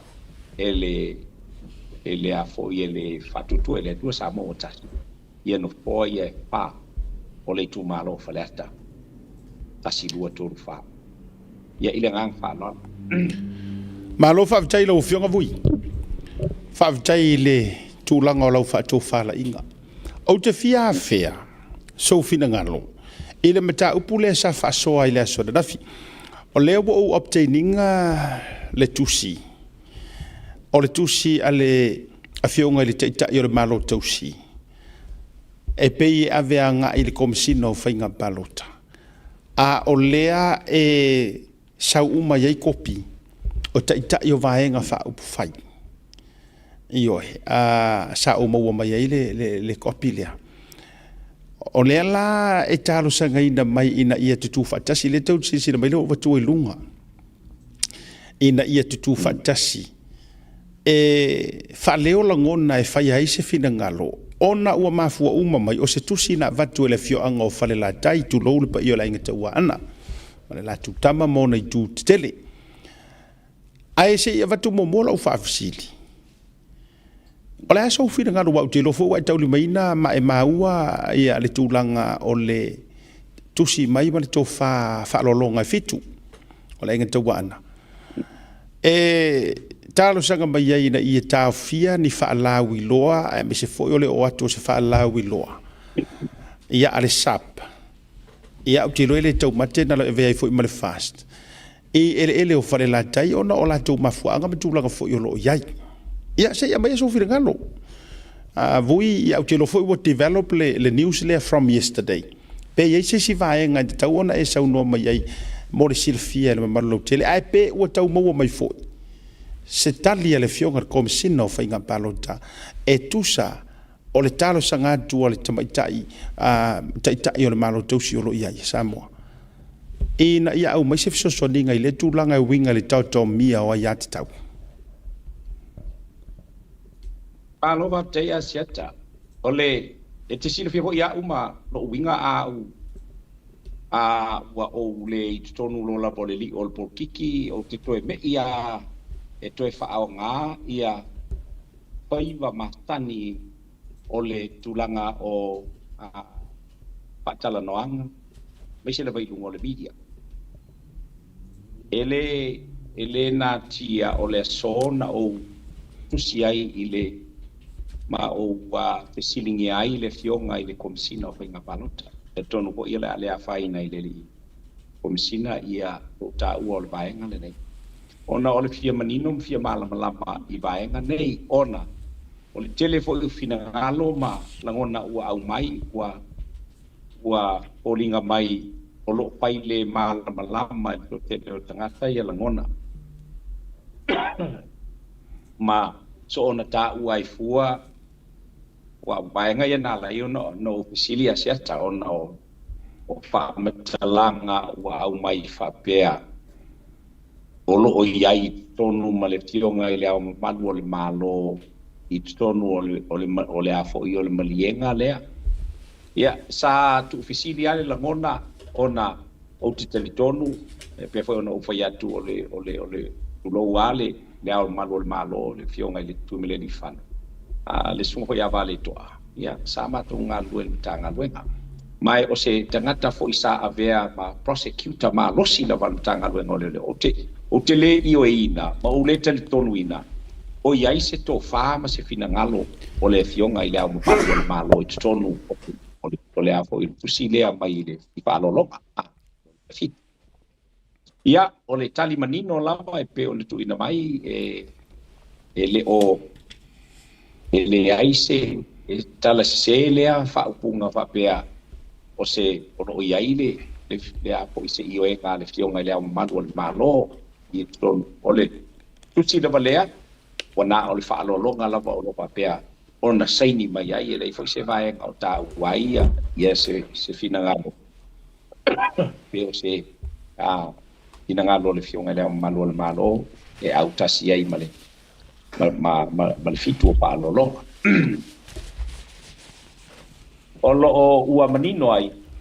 o le foi la ua uma ona tau no le a foi le komsina ua o ia fa I lo po ila I se tutsi wo tu inatu ia I whaalolonga ia pale la tai ia ni whai unga whapea I lalo le kula pono mai ono patino ai e lana mitanga lue I ori tiu te masani ia pe a whapea e ai ina ia se vaenga whapea ia ono pulenga ele o le lei ona whai a te ata o le vaenga foi le nei ala I sa u fina ua ia o tupa ponga po ia I la tala le nei o te le manao talsia I le a foi le pionga de komisina o ia I le leanga o se tangata I la u I lo pentununga ese mai mar komisina o ngā palo tasai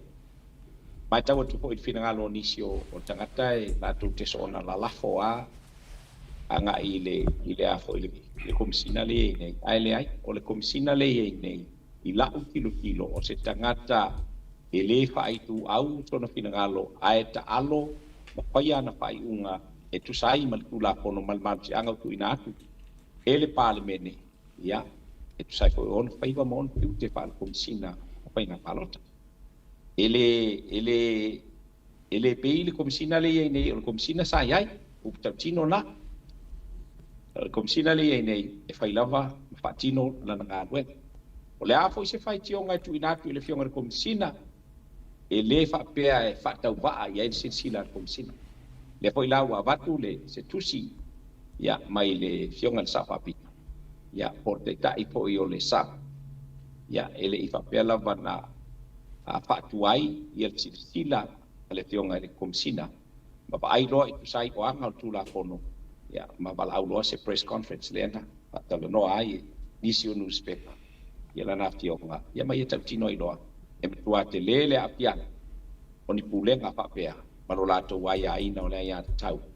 I so se vai fa pai me se le ai na ia e ni pulenga ali I ma fai pul ia tu langa pe ne ai ia le ai tau le tanga tai pa lo tai I ai po ai ia pa lo tai ia le ngang pa lo sia ta man fa fo bel ka tu Malo whaftai. Ia, wala ngai whaftai o leo e sau noa li tūlanga i le sewhinanga lo le au le malo. Au mamalo le malo le tūlanga. Wala nga o mea ia mua mua fisiringia pei foi ala o na sau noa le fionga sau whapito nafi. Ia,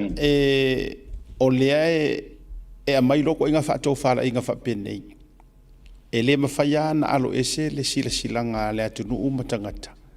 Ai po iaisesi, po aile, po sila fia pe le sila fia. Ia e le mawhaia upo e mazania i o sio tau soa le masalo. E asa fo ile whaiva e le asa le masalo. Ia pe ono a fea i le whātou whāra inga le whalfitu, po le toa fitu. Ia le latou tama a wase to fai au mai ia e to e mati ai le latou fai unga matulanga fa pena ia u yo le talo sia o se taimi ele to e mamau ona tatu va ia le pe ye se masuinga mali pe ole a ta maulava ia le to fa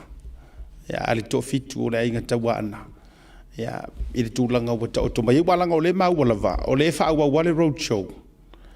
a le whato tuai le tuasa mo utasi i samatau which is o ina tonu le fo e le suit o lo tamo ila lo fa malo le whato tuai le tuasa mo utasi pe sa vui le lava a siata e tatele i se amana vaenga le ole upumoni lava a tonu e o le tentununga o le ainga tawa ana o tui maleli i whano o la lātou tama. Ia, a donu la e eiso lātou malusi anga i lunga o le swafa tui maleli i whano. Ai lako ke ai a inga lo lava ki uke wha o le malo o le lako kama. O ngā mau ki ngoa lo la lea. I le no fonofo le tū la fono. Le anga i pui le tū la fono. I le ua uma o le wha mamalu i ei Samoa. E a vea mau malu o le malo. O la ulava lea tala, whamtalanga mai a tea ulava ina ua mai ai o na whasoa ma le na amatalo leo na o fitu na. Befo lao na mona pa ufo ili tō wha asiata. Ia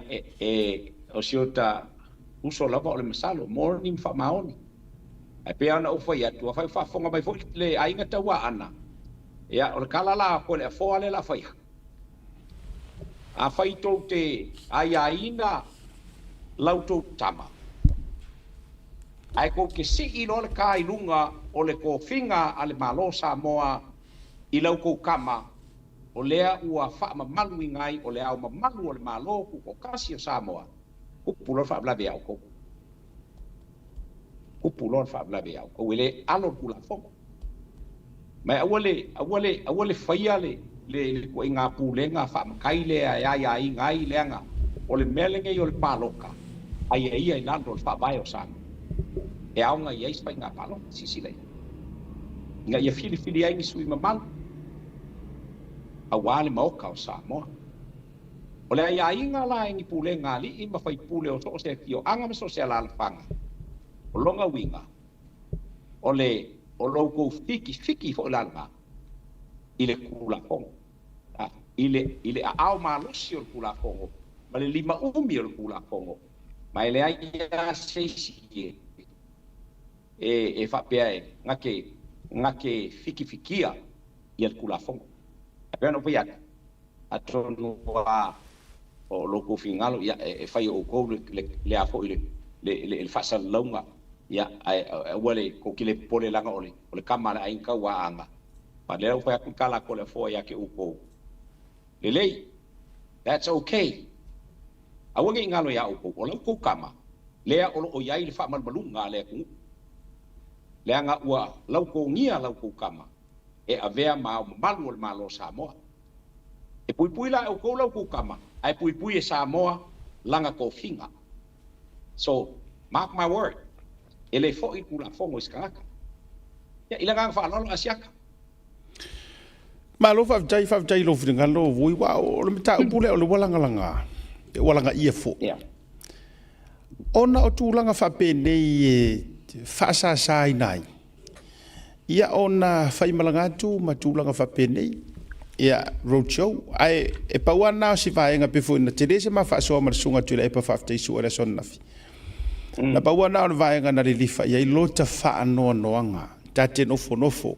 ma le langona fa no noa ai mai se o ka ko umo makai tu lo wa e au le tau ola e au le fangota o le taimi o ai lai no fo fa lo longa o ai lai no fo fa sao e o fo i le kai mi e sao fo fai o tatou umo matai o le fesili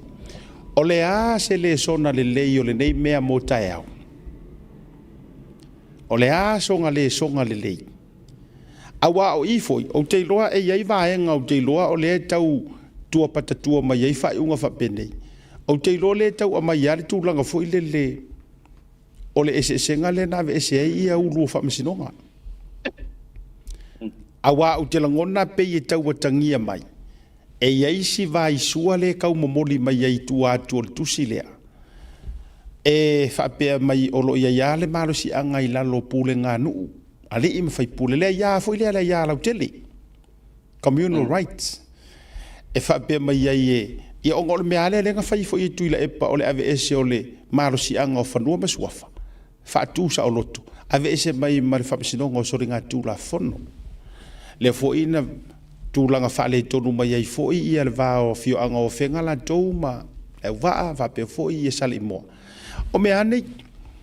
ia a o le fo i wala talata li tātou whainga palota ia a o tūla i mai ai tūlanga o le saisaitia o le ai ia tatau ale tangata e te tau na palotai ia pe o le vaenga lea vuin manatuai e a fea i sofina ngalo o le vaenga lea ua a fea i le tusi a le tamaitai pa le mia le teimi le nei o le malo tausi o lea ua tango au wa aku sesiku o lea ua tango au i taitai o vaisi o vaenga fa upu vai fa mole kuku fa kasi inga ia faia le mea lea nea o la ofisiri. Has she gone weak? Because she still hold the power. O winga leo ki fisiri ya kuai. Ya epe o la wala ngona ia wale o to ia se malo si anga tele ia ia. Awa e mene mai la utala lea lau fionga vui. Anga palasi mai o kuila epa le sao fa ia malo kausi. Ele ai sau se ka se kusi fa pea se ngu mangi kulanga umai me fa penge. Ele kai fa sao ai kuila epa me fa pea. Ia ale uta to va ia tupe o tangi sa mai ia le o lo sao fa il foi o le tunu. Ia matau sa ili mai ni fa mani nonga. Mangisi e feso so ngia ku inga ia kau faise kali le mele. E kau fiai ia tau tanga tola so fi ngalo. Asia time tua oni fa ma oni va ngale we sa no. Ole ese ale tu la fono le pulenga onu uma pulenga onu ma pioa ese ta tianga le tu la fono pai ka palo ole ta tianga o ta tiina o afo yo o le tu la fono pai nga palo ta olo ua yailo na komesina ele o se CEO wa yailo na komesina lea e avatuai ia le pulenga ma le fa'atonutonuina o le auala e fa'atinoai le palota a le atunu ua iai tulafono ua uma ona fa'ata'atia lona uiga e o'olo lava i le taimi o le komisina ma lava matagaluega o le OEC e fa'atinoina ai o latou faiva ma o latou tiutei lo latou taimi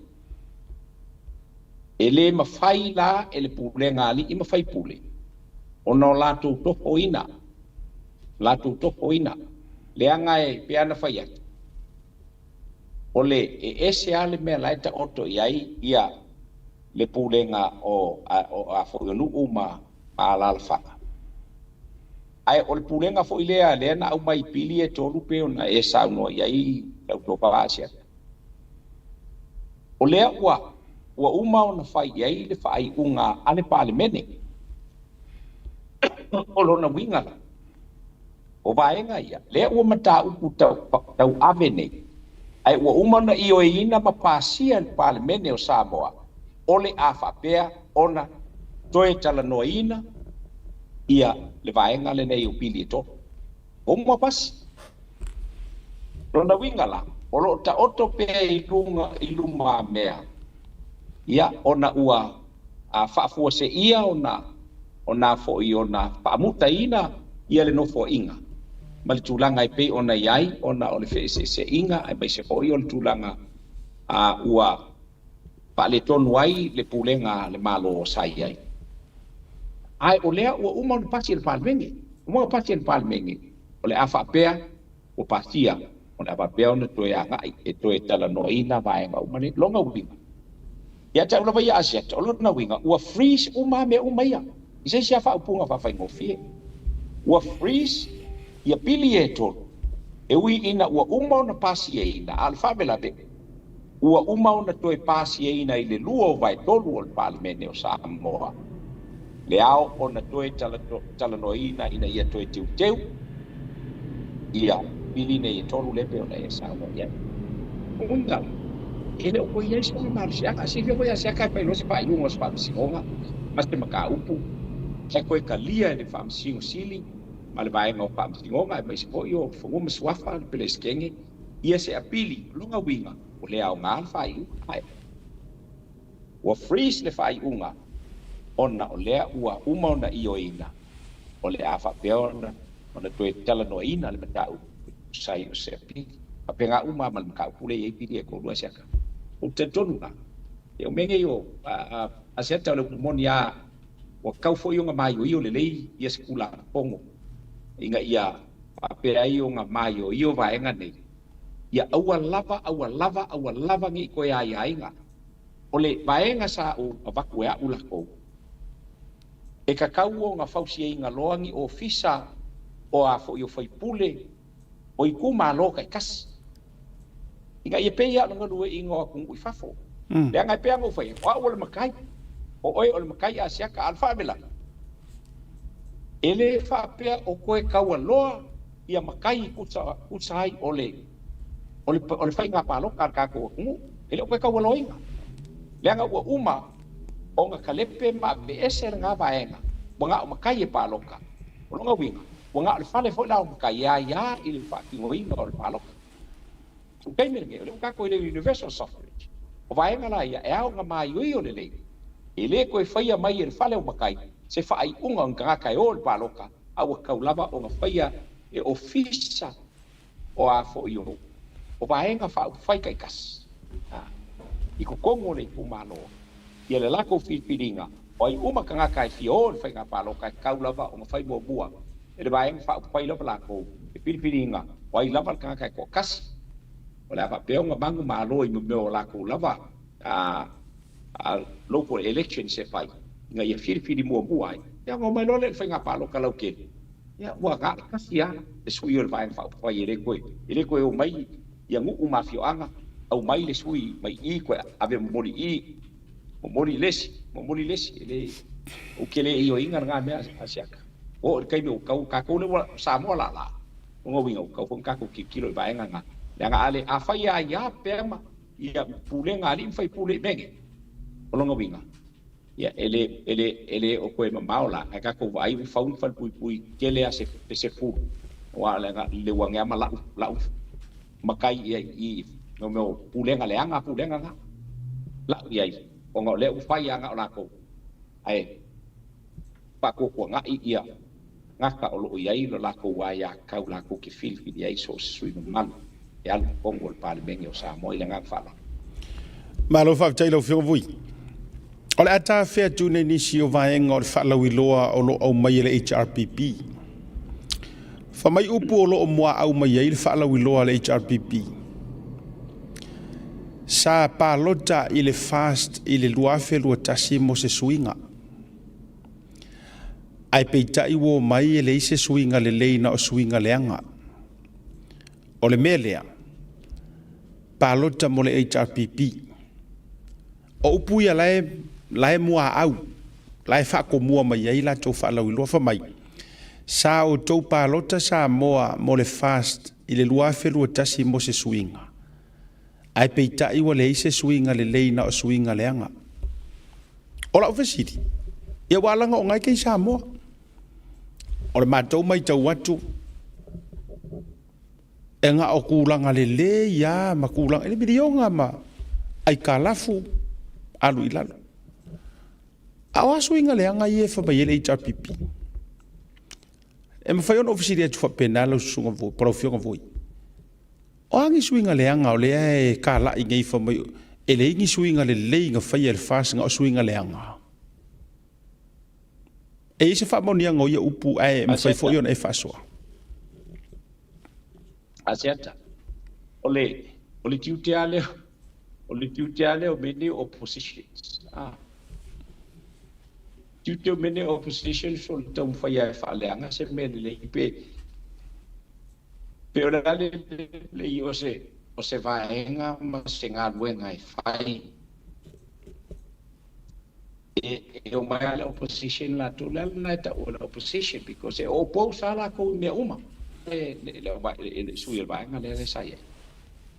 e na la tu wala oppose i me re sa fai la ko ki fai mai e le anga the reason why e a fo e pe o se tau loto ia la tu le upule o me le anga langa nga pauanga me nga la ku fai a ku la mai fai nga malo nga me le anga e pe ko ka so le upulingi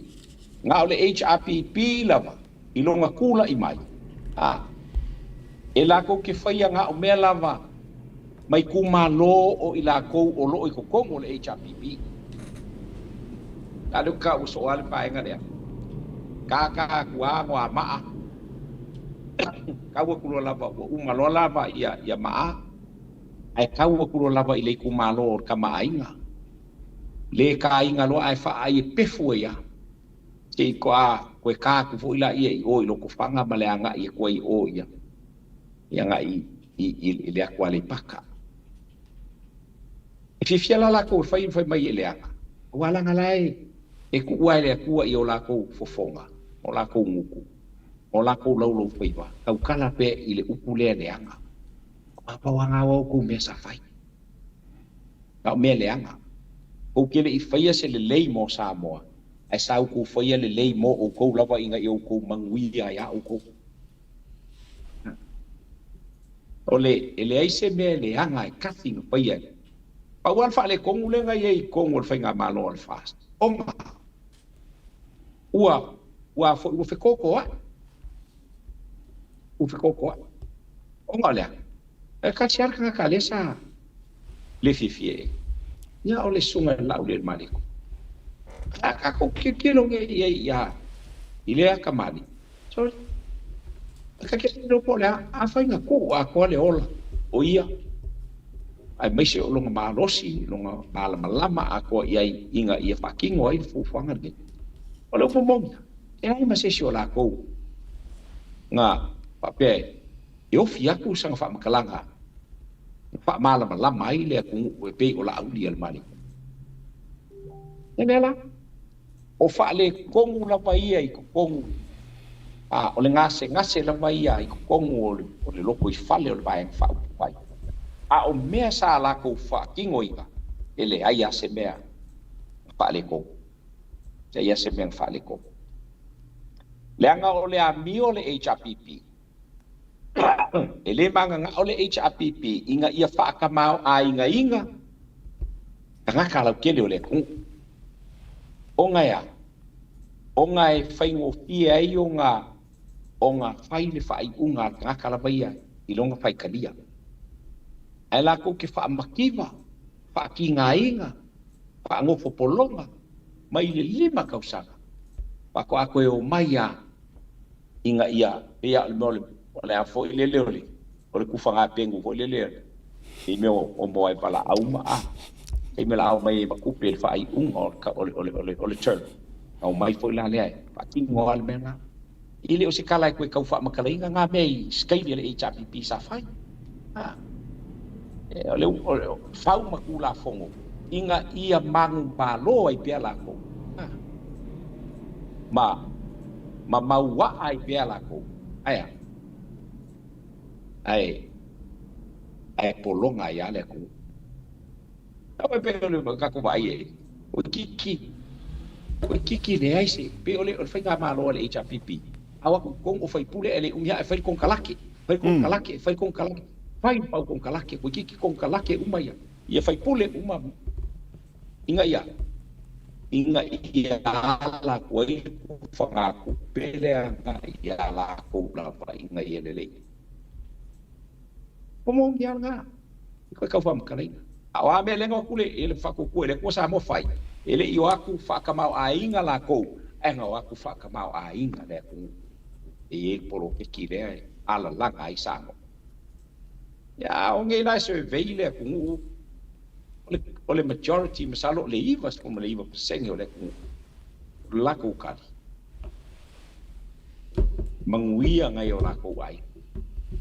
pakwa wa ule le si ai nga kwa abelele ele si ai nga sala ku le mo se wil paelo lako o langa ko wa kum ka posi se le aya a le nga kupu ele ka mau ai nga sa mo pe on fam kalinga le sunga laulien maliko kupu ele ka mau ai nga sawa mai le kasi le pilionga sai ai sawa mai le kasi le pilionga sai ai panga ilunga ile ko pilionga ma foi le onga o kupu ngamia onga ka ko ai ile kupe fa winga mo le manguia o kanga kala kele o le ku le nga kupu ai ka mau ai nga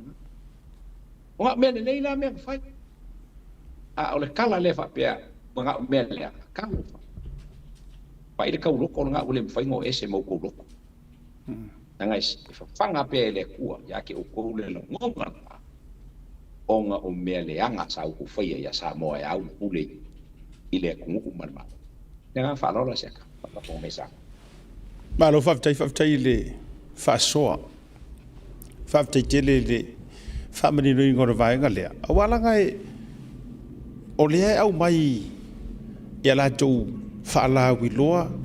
o le au mai tulanga ona dei fo ina ma wole va avano au te tau fala longo toi fo ina inisi o vai o le pe o toi apa ile tua o va ya tua toi talo sanga wa apa o matua i mo mia le tua lo no winga fo ringa mai sa o ai de i mo mia vai nga le ku mo itu langa wa ya ile ando le fatu ole o fa tanonga o le asa mai tau vui o le asa mai tau le tulanga ole o sa va vadi ai tu ile pai le ala i nei me o roadshow wala ngol tama lo ele fia sa vali le tunu e fia sa va vali mai le tunu ia te ia ala ngo nei ti sa mo o le asa mai tau o le tulanga le o toi apatai nei ai sa te e meia sa ke e meio roadshow fo mai o meio mea o ko ngai fafo ele au wala sa mo ai sa u fa ye me so vingana asiata na u fa longo tu le lo tala no anga ma patuila epa na e sa no ai le upu lea o la upu e ta uma mai nai oi o la upu fo e fa manu ye nai oi o le kali le nga o le mole kangaka sa uvale ile tunu usa uvale ile tua le winga la kala ako ngwele uvale ile ua ai mankua o le kalai nga ka ko oli faola ai ngai fe kalai ai yo ko kausi ile kangaka ese o lo mau fa kasi ma uko no winga ele nga le kausi ai ka uma ka ko fa alonia la menku ma ave e kuila epa ma le HRPP i la ko wa fa winga la ko ki kala inga i le finangalo le tua ave fea ave i le mesili o fa lu mainga nga le kangaka ngaia paia se soli kulako e ave i ko kongu o le fa msingonga inga ia kau fa makala mai le fa msingonga pe o se kangaka ya mi kongu pe o se kangaka ya sala ela ko ka ko vai ni ai pe ona esa no asia talo fai lenga e fa ali ale ko ile me il kangaka ile me lilo atonu ole wo fo ka uma fo o va pe le kuai se o ke fiu ai fa yaku kala e kamange o la auli ale mali e ko ale o ke va ai kua e kupu pelo o lo fa ia ma fa kupu la ia ila ko e muri o ko kiki le se so o la auli i so se fa e no le lo la ala me o ke le fa pe ai ya lo pose musunga ngale ko fa ia lo wata li se ia vanga na o e tuli vai mai ata uma e sala bobo na o play fa fo i na tulia ala la la si la pia le le kua asiaka e pepelo wa nga o se mea fa folinga inga e fa kan kongo yo ka ko kangaka ala nga ya ia si fanga le ko le loko kuile pa pe a kuile pa pe ang ka ka so ringe e pepelo e le si kangaka e ka ole le si kangaka a o lo ko mo pai e ke pepelo i luma o le kua. Ia. Ka kia lofa iai pe ao le kaimi au mai ele ko sao le kua hukumu fua. Talo ai ko mungu ngā. O me ie fai. Wa ngā ongi mongi vali ngā haka. Inga ia kau wha maka ngō whiai le mea o kua pasasi a le mea a koa o se. Sasa solo o whimu ai sasa kurilea saku isa saku i. E kua umanga fua kipi. Kuaku ele fe kau. Koe vai, koe fua, koe kipi, koe avak, ele fe kau ia. Pau aleo le mele fai, lo kari kongunga asiaka. Nai vichiri fanga le kua la ukala nge. Ele kai kari kongu ivu. Pau aleo le mele, ngā le vali ngā aka. Kaua inga ia, se fai kako mele kaua, se kari kongu mai ka ngaka o ngaka o sala mo bongi. Ia sala mo bongi o. A whea lao ngā whakingo le mele o. Ai ngao kuila e pa le HRPP nga ngau ia kuli ole a fole au ngale kua te aki po kuli ko kuli ai malesi fai au len ko kuli kai mulingu ko kuli o ngale ko kuli nga ia pa sao inga kuila e pa le HRPP ya kalo pai ole upumom ya Samoa aua lava nge o kako se kia ingianga mangikanga ua whaofolinga e whaamaka e whaingo pia mabaka ngō fie ai leo ngā le ako koa aua leo le mea ua whakalofa uma mai i le 5 kau whale ai o loko ngā pe kua le 5 kui kangaka ka o ngā mau ao malo kalo whae siri e long kako whi au siri sami kako wo misia kunu kau ke ngofo ai ano puane te o kala ngoa kwal mai ngi langa o ye kala ngoa ka kangi o kuile mai kuile pa fa ye mo i me ngi o le e winga ele o Samoa o le au mai e ave kula fo kuile pa le la ka usa o aku ya ke o la palo le o lau palo e indirect le fa ka winga ese o fangua ngi o le ku e o ai ele kuma oki public land ele ongi ele nga ke ia wa mai aku i fafo masainga ai ole ai ki akole anga ngo mai au sai ka fa popule king Samoa popule king Samoa ole ai ki nga e indirectly avenga isenga o ele ole ku a si sila ngela ia ile anu fakau fangua sai ngai ia o mo la ku siksengi pengo pa ia o ele o mako le we kala ngo e kule o a ure kia o ure ka pa ure ngu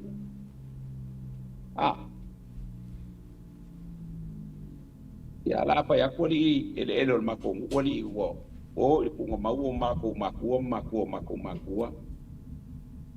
ai ale ke fai mai fai lai moi abe o el kula pongo ma kula mai o abe el kula po ya o kala nga sa fai o foi lai na o il fa mi singo o e pule ai o la se me ke le pule ai un manol palo kale la fai pule pa pale lo ko kwa ya hand in no passport ile penga malo po hand in no passport whenga malo fo o wai ke le koe malanga se si mea. Ai ora si pa ili a koa. ya me le anga sa fai le ku le ngai kau I me le anga ka fai ya Samoa malo ai kai me la ku ko se lo mar ko ya kai milanga e mi ngai fa kingo I lo ku la po le mor ka fai me le anga ngake fo ua Samoa anga me ko ki ala o kula kala siaka pumongia sika kili pia le hau ya ka ule ya me ye fai mai le ufai pe ko fo I le ua o le ama kalo fai le ua si esi a ne bo fai van nga ka ngi ka kai I fa ku so le ku ngi fo linga mai o se ua maka mo ie ma I ala ko ai le no e ngaka ngi ko ngi asia kai le ko ko le ko so fu le ko Samoa siri ese le maka I sa o langi lang ya ma lo si ma lava o le anga le siri ko ko ngi ka ngi le anga la ye le ma lo si ese le ai ku o kamangi le ala inga fa ma a maya ai la ngai le ma fa I le anga o mau bele le history asiaka o le history for ele ai se pale mia e ave sea ele ku pa ko foi fa lua mai ko pa mia pai ya o kala foi nga male ku pa ya ku le e pa ma nga vali nga ka ye fai malo fa tai lo fio ka vui o le manatu leo te tau fisili atu se ia mai so finingano I fio angala nei wa te le fast awangi avakungi road show ke e me uma a pale mai le fast manu malo pale bier sunga la udel maleto si itia le miliona I le 2 miliona fa maka e fe kawir kala le la fayatu ele ka kaulanga ave fo ingi miliona ele te tau fuala na afia fuala la tau langa ole ke te mengas fa ko fala inga awalanga olenta to va ai umari te umana te ai ale anga ai sengi mai li mongi langa mai miliona sengi mai ia o ya kula e pa sengi langa miliona sengi ale nga ke mo ale la o to ya lule a pe foelo na lua ale pe o marosi mai fo ai runga ma fainga ka fio ya ka kau wa te le fa pe o fatu na o fare la tai maybe e ingi singu o le ka ke vai e o mai fo na kokusi ai a pare mai ngai le fa to ile to sa mo tasi fa ka ngu me o mange e mai sel miliona le o si ile 2 miliona o fe ka o ko ilo finga ngalo malo fa to fare e kala e fe tawila le o se ku fanga malo wala ngai o promisi fast ma anga var fast ale ngala ko ke enga se me se fingalo Azeta lenga ole upu ole tu malo ai ele oli le tu malo umai ela tu te ena le fa mo le nei o te mana tu fo ele tau fua na sa fe fua ma ave le fua mali ele a ulu le tafe a sel futia vai singano ole bumonia olai ua koi kiki pasalo ole valus ul pasenge o Samoa o umonga le skala uma kangaka e avea wa fai o lako IT ili fast ai nai ku malo fa pea e fai ngo pia o lako uma fo ila ia le stai mai kusi fa penge ya al kui tifa e magua inga ngi sa fe fual ma ave le fua yoe o ngai kele o ngai ku mano o uma ngo mai kanga ka le skala la ko nga ka fast ai o la ko la baia ia magua ke u I vai maka o le fai nga malo ale fast ele ngaka inga le au ia se me kasia mama kwaso loile au fue o pulenga fa a fongo le kumalo o fa vai le ku malo ile a feo la ko se fa mo yang ala vai kasi ole 2 milion ai inga ai ia makua I faisia o inga o kanga kangi ole makua I molia el kula fongo makau ai loa ka fa ingaka e ngofo ai se ia longa o ai loa o nga salamo ia la ko me leanga fai maka kingo e leanga la ko men fai ko kala mai kua leanga o kai mi o kawai o nga malo si kula fongo ai malo si fo I fai nga malo ile exercisinga ale enforcinga o ngei mea uma le ngai le fa pe a uma lo laman fai nga palo kar ngei ka ko malo le fast pe wai da fai nga malo la nga le a fia uma ia pa wala le vai nga le o a fia mai mele ia fa la kai wa nga le HPP la lai o pe le aka fo ile le martu lai aka ku le per kai mingi aka fo ile le pe aka fa ka fa ile le fa o mobile ile si kun o le a fo ile ala pa wa po ila wanga ke mangkiro wa pia ka ko le fat wa pia ko malsa ile kuchile ai le o sa wai ko wa fo lang o suila ku le HPP ya ai ma ko ai file investigation mela vale ala ingo punga ngawa sia inga ia fa ku ko ka ko le Independent Commission of Inquiry into Corruption habe o ye malu si anga le fainga malo o mai ni fa masingo mai fafo even retired fa masingo e o mai he tinga le Independent Commission of Inquiry ave ia le power ma lo si akoa to investigate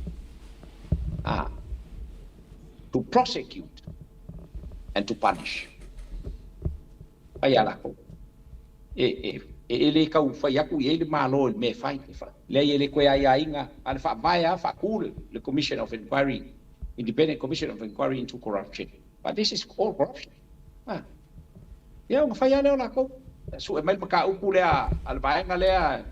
le fa la kai ya su emel maka u pol baya nga le fe su emel maka u pol baya nga le fe ya nga uma abe ele man si anga nga the power to investigate, the power to prosecute, and the power to punish. Ya, oleh paungar ko inga fai ko inga me fa pe asia. Ya fa lo. Ba lo fa tai. Lo te ba maulta fa soa te rona I to e fesili fo ia waso finangalo. I le tulanga o le lo mai fai nga palota. O le asa utou sila. E o keling kai ka ko keise so le paro kar ngai pe amai afu I sa wa fa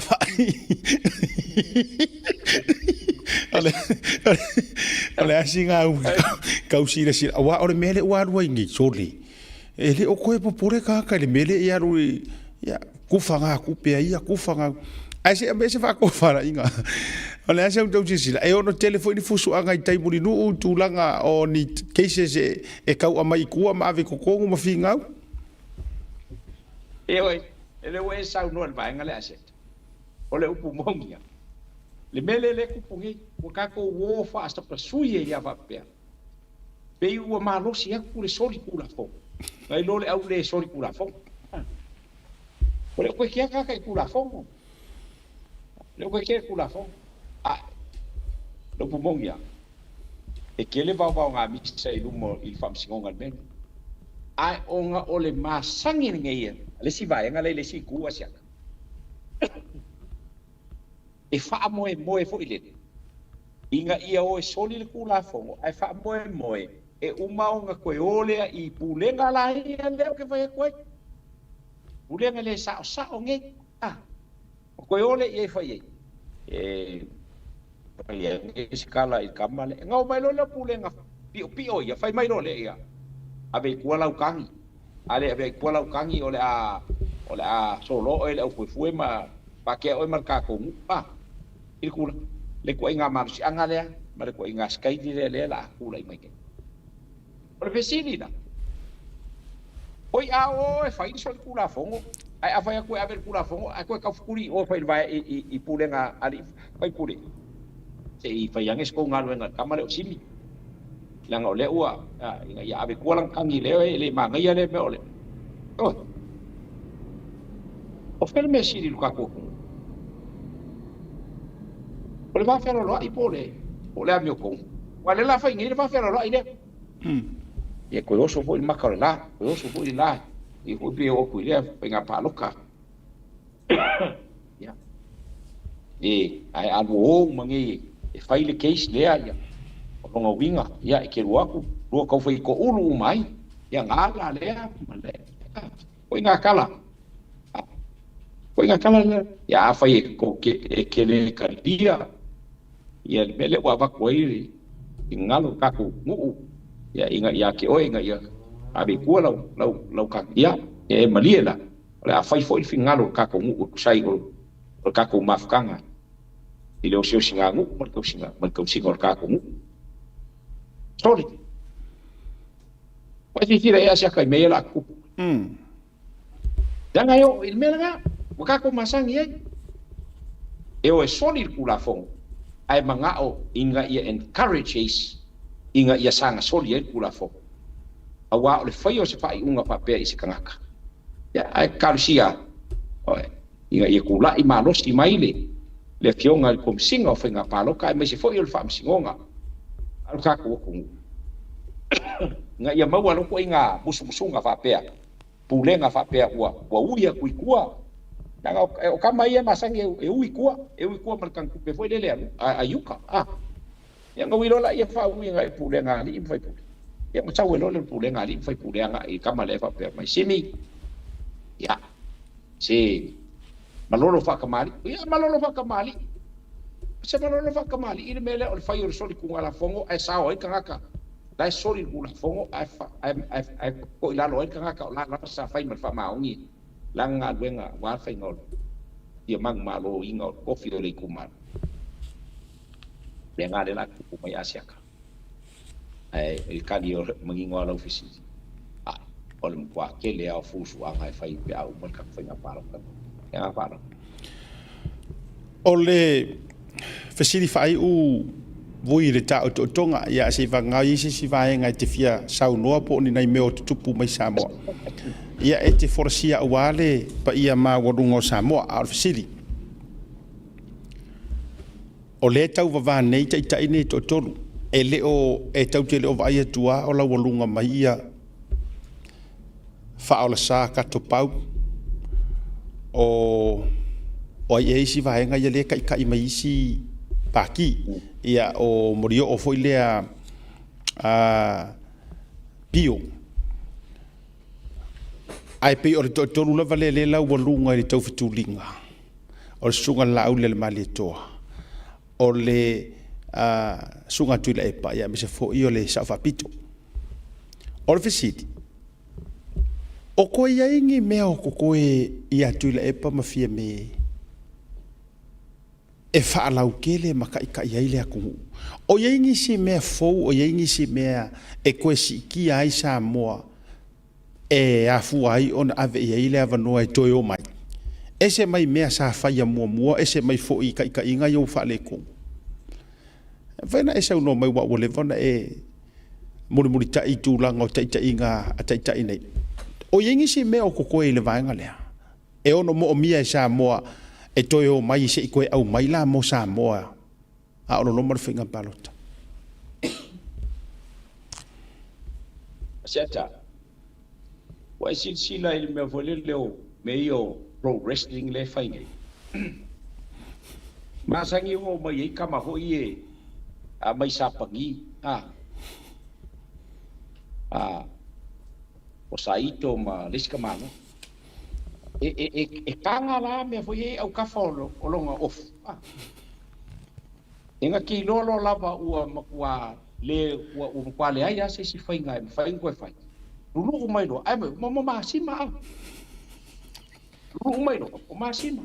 o me fai o kongi o lo maka o kanga le ma lox inga ia fa bong sai ngai na ba pa penga uman mele ko le vai ngai nga o meu kanga ma sima le foi le pa ponga i au ka fola ko i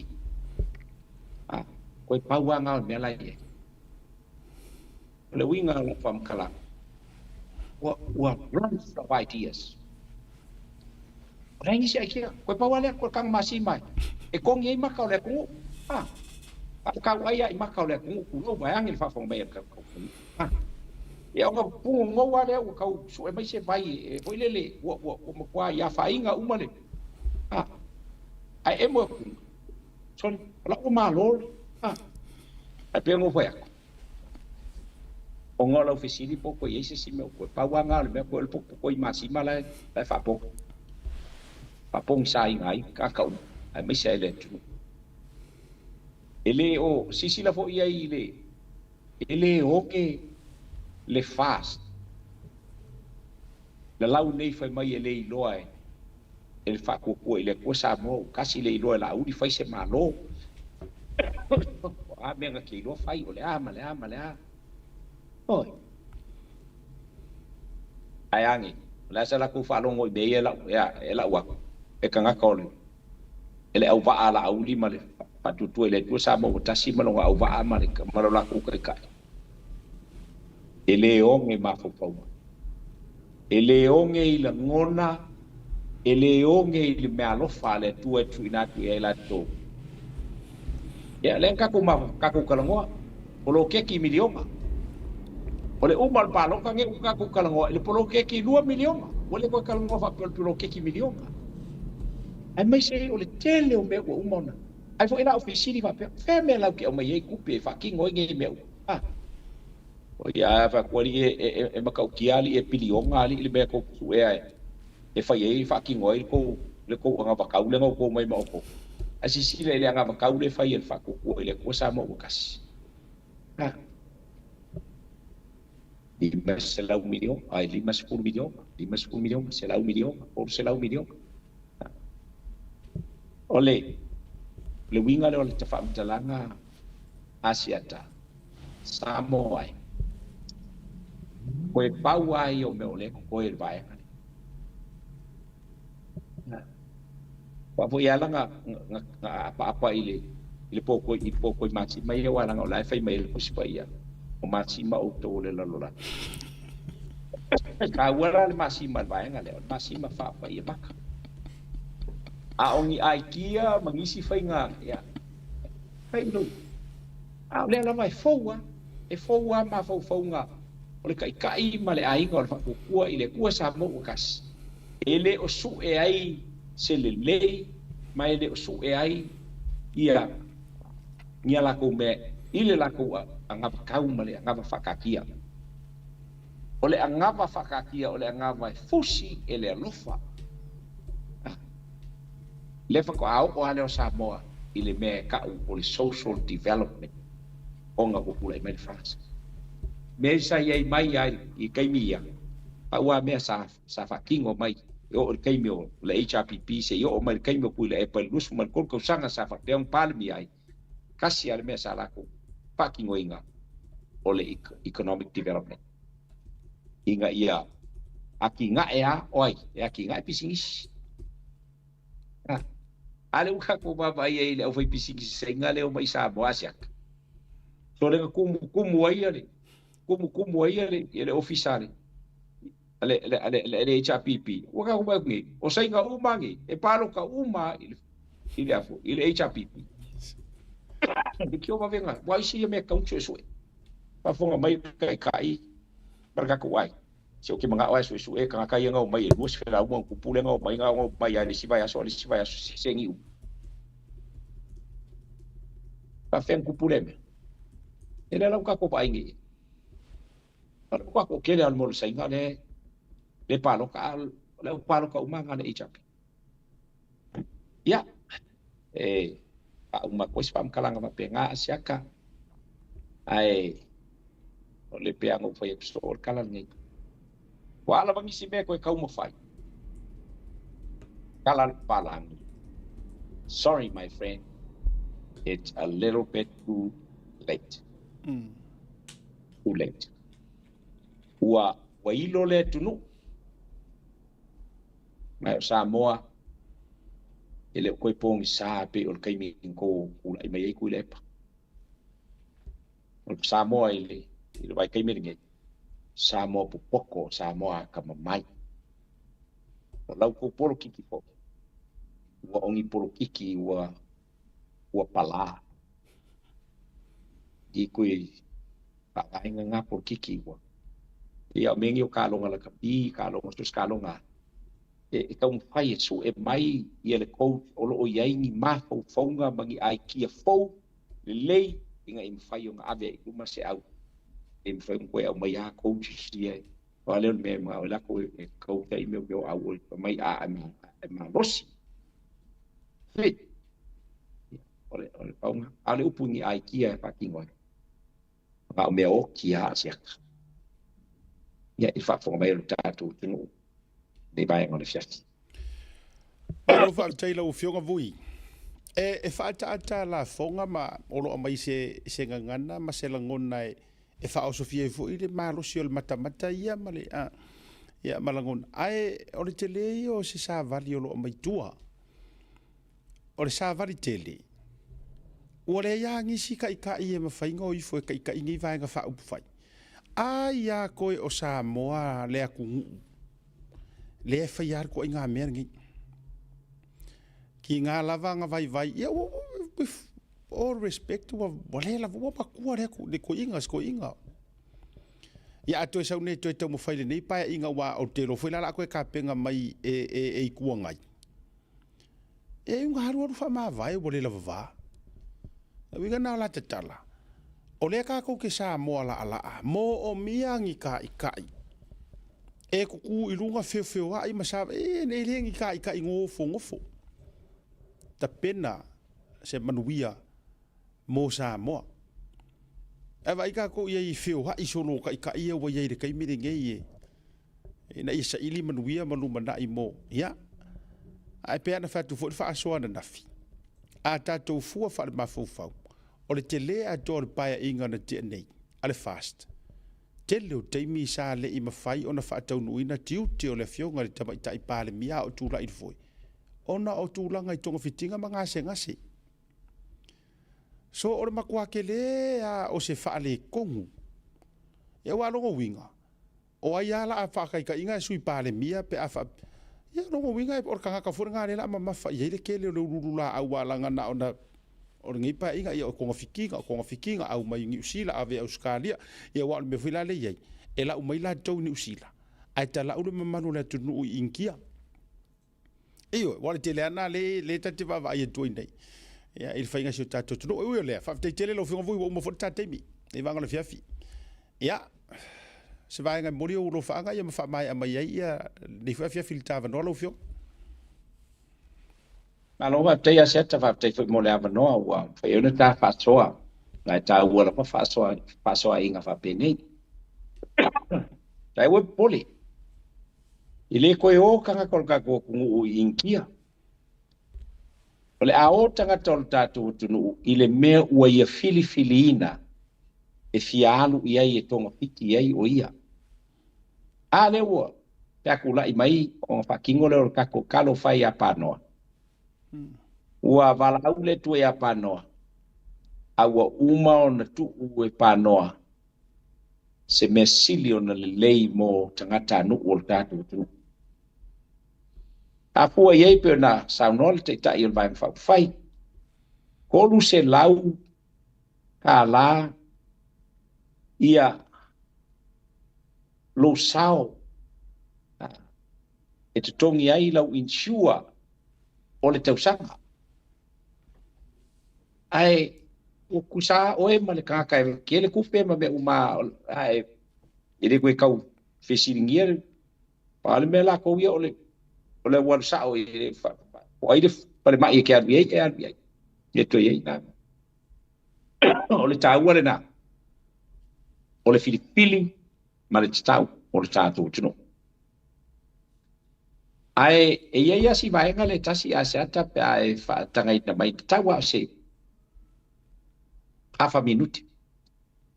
Wai ta ua vaenga le ai te lo taimi sato e se ai pa mi o tato tunu ul au tula i mai ia te me o safa pito pem palmi o tato tunu filfili o Samoa. Te lo taimi to e se ai. O la ua o ulangona nei msa no uma foi ko ka fa so ai asia ka o kai Amerika ta fa so il mai ngale nei o u fa na unonga i le isi fai ngā malo e tu tūlai mai ia vavai e se mai ia le Minister of Foreign Affairs mai i lalo o le pulenga ma le taita inga a se pa al palmio o le tatu tunu i tau o le vaenga ona i nya afai e kau mai fonkanga pa al palmia e fe kau fonkanga fa foreign issues ia ko malanga ho al tau o ia vaenga ina ia tatu le na tu sai foi ma tunu demokrasi o lola e tulanga SA ia le Minister of Foreign Affairs ina ia aluia e tala noa i vaenga nei a ia tele ai foi se taimi o se pali mia o le atula i mai e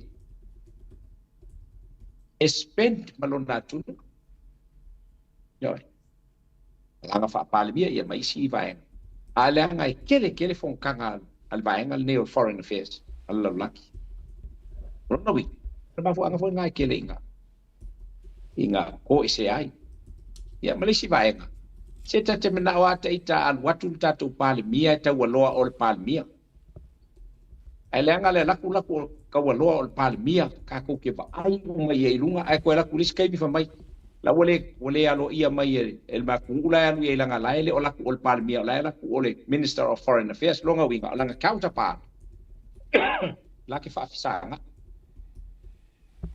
ya cha ulaia e wa alwa wi lunga le ba lunga o le wa vem tai ai ko ti mo le kiki ai la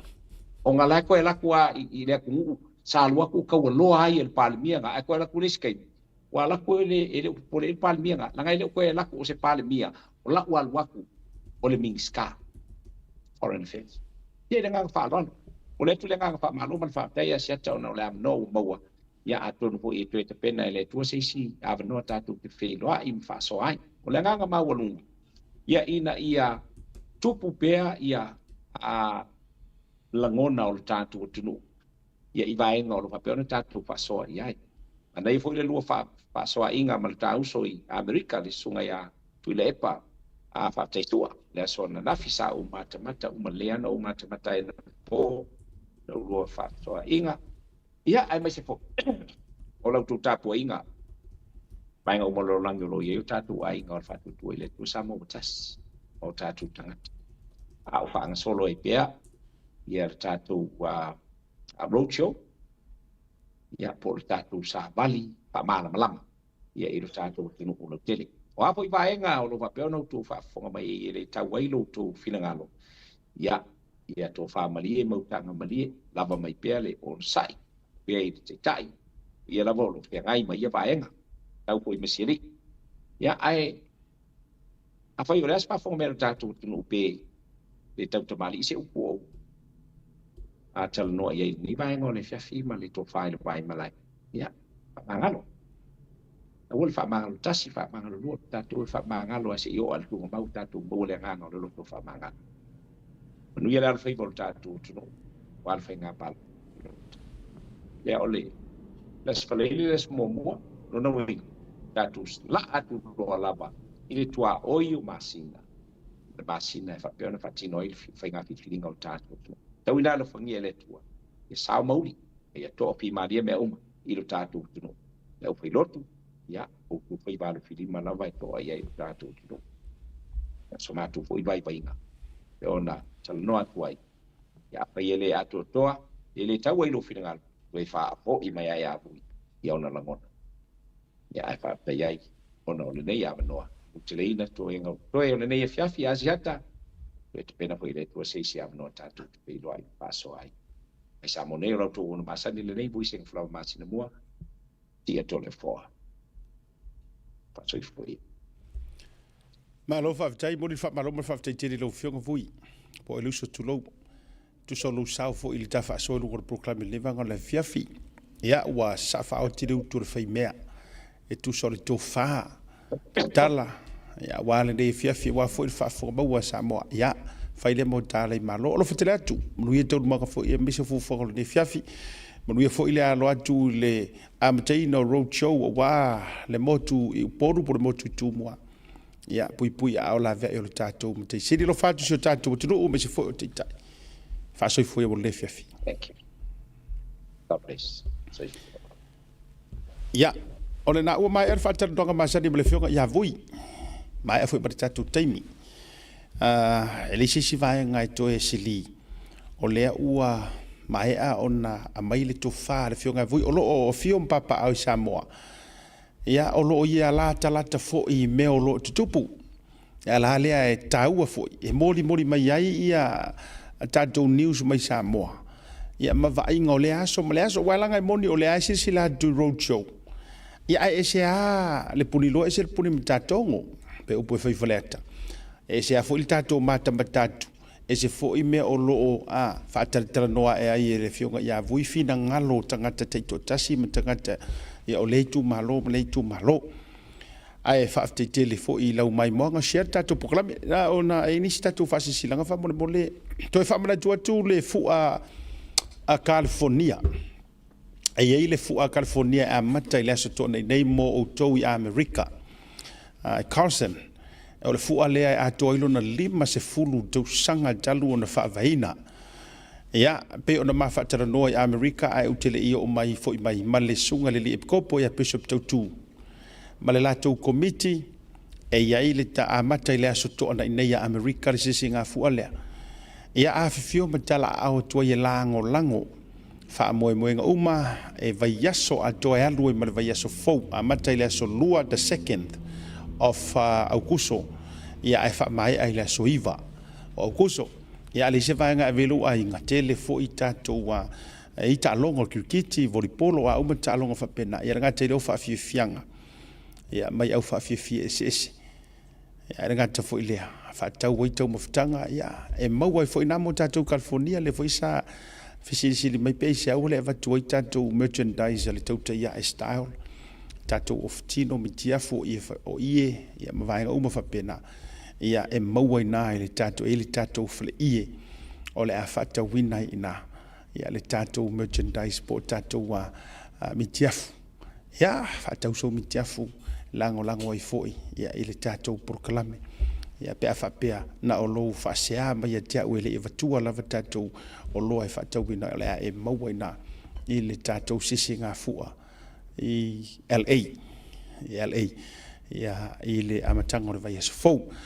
o le si tātou siva lea o le tele o tātou fundraising mai tau le lei mai an tātou siva ia e le vose mele ngai pia e se se siva lesi a waisa e lau arfiso e lau tolo e ala tasi le maunga yolo o le siva a le tātou faipule o mai sa matau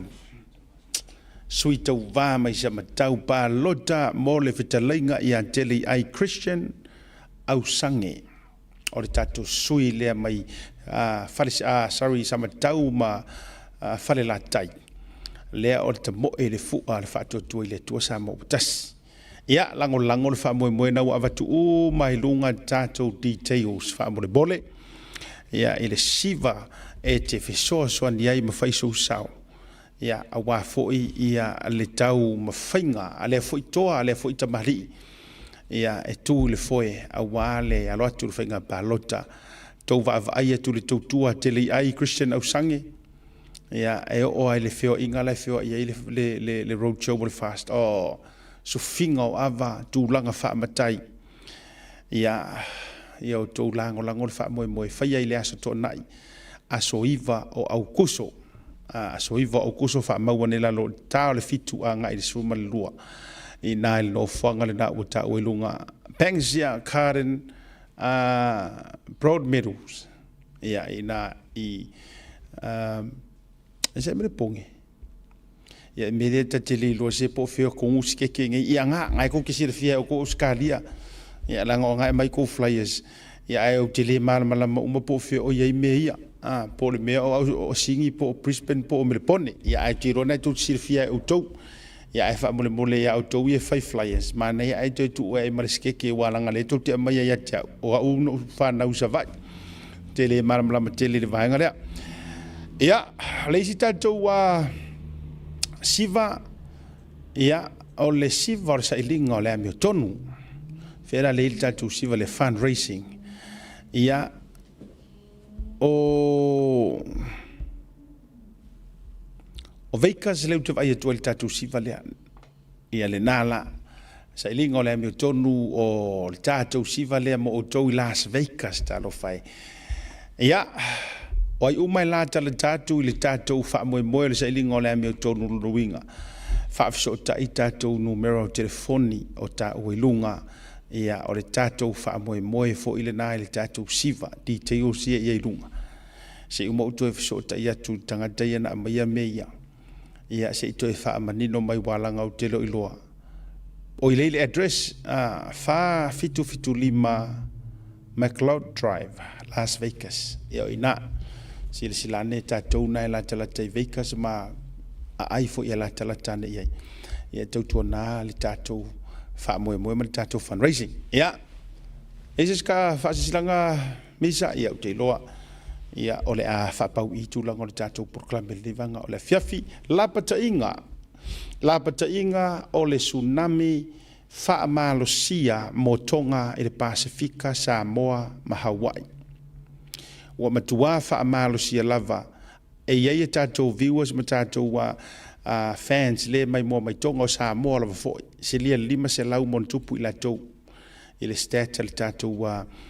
Blue Wave TV. A o whafonga mai nei tātou tangata Samoa au a onga o tūlanga uma o lo iai tūlanga o ngaruenga le tua o le uwha malosia o tautonga wa tau ona tu ualoa ia ele malau whanua ta lai ai tau te whata alisea tu tūlanga mapue ia ona ua matua ono lata o tau le afia nisi nao vai ngai siamani tūlanga wa iau a Lucia ma ua matua afia foi i le tsunami i le teimi le rei tātou tau whaita talo whatasi mo nisi o nai tangata i lai tū o kelope ai lapata ina mo tātou na utou sisila tu iei. This are live footage mai Lucia na o matua lolo vai a whaasoro atoa e lapata i hei foi ma tātou e mese foi o seo tātou tunu i Samoa. Whalaila so teo tūlanga o le tātou tauta ia e masani tō una siata whale malu revanga o fiafi whaasoi fua ma ia manuia.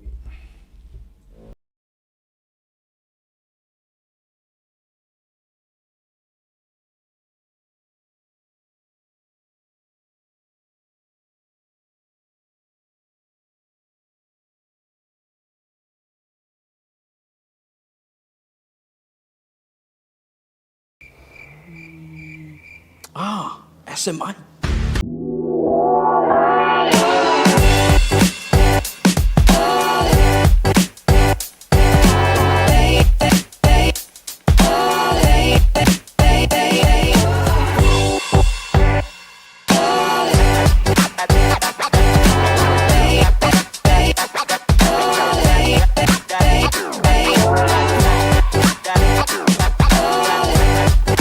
Tangata e mana o mia se fesoswani wala au mai tato ofisa nei Crispini Australia el ofitu tolu iwa lua wha iwa 5 wha.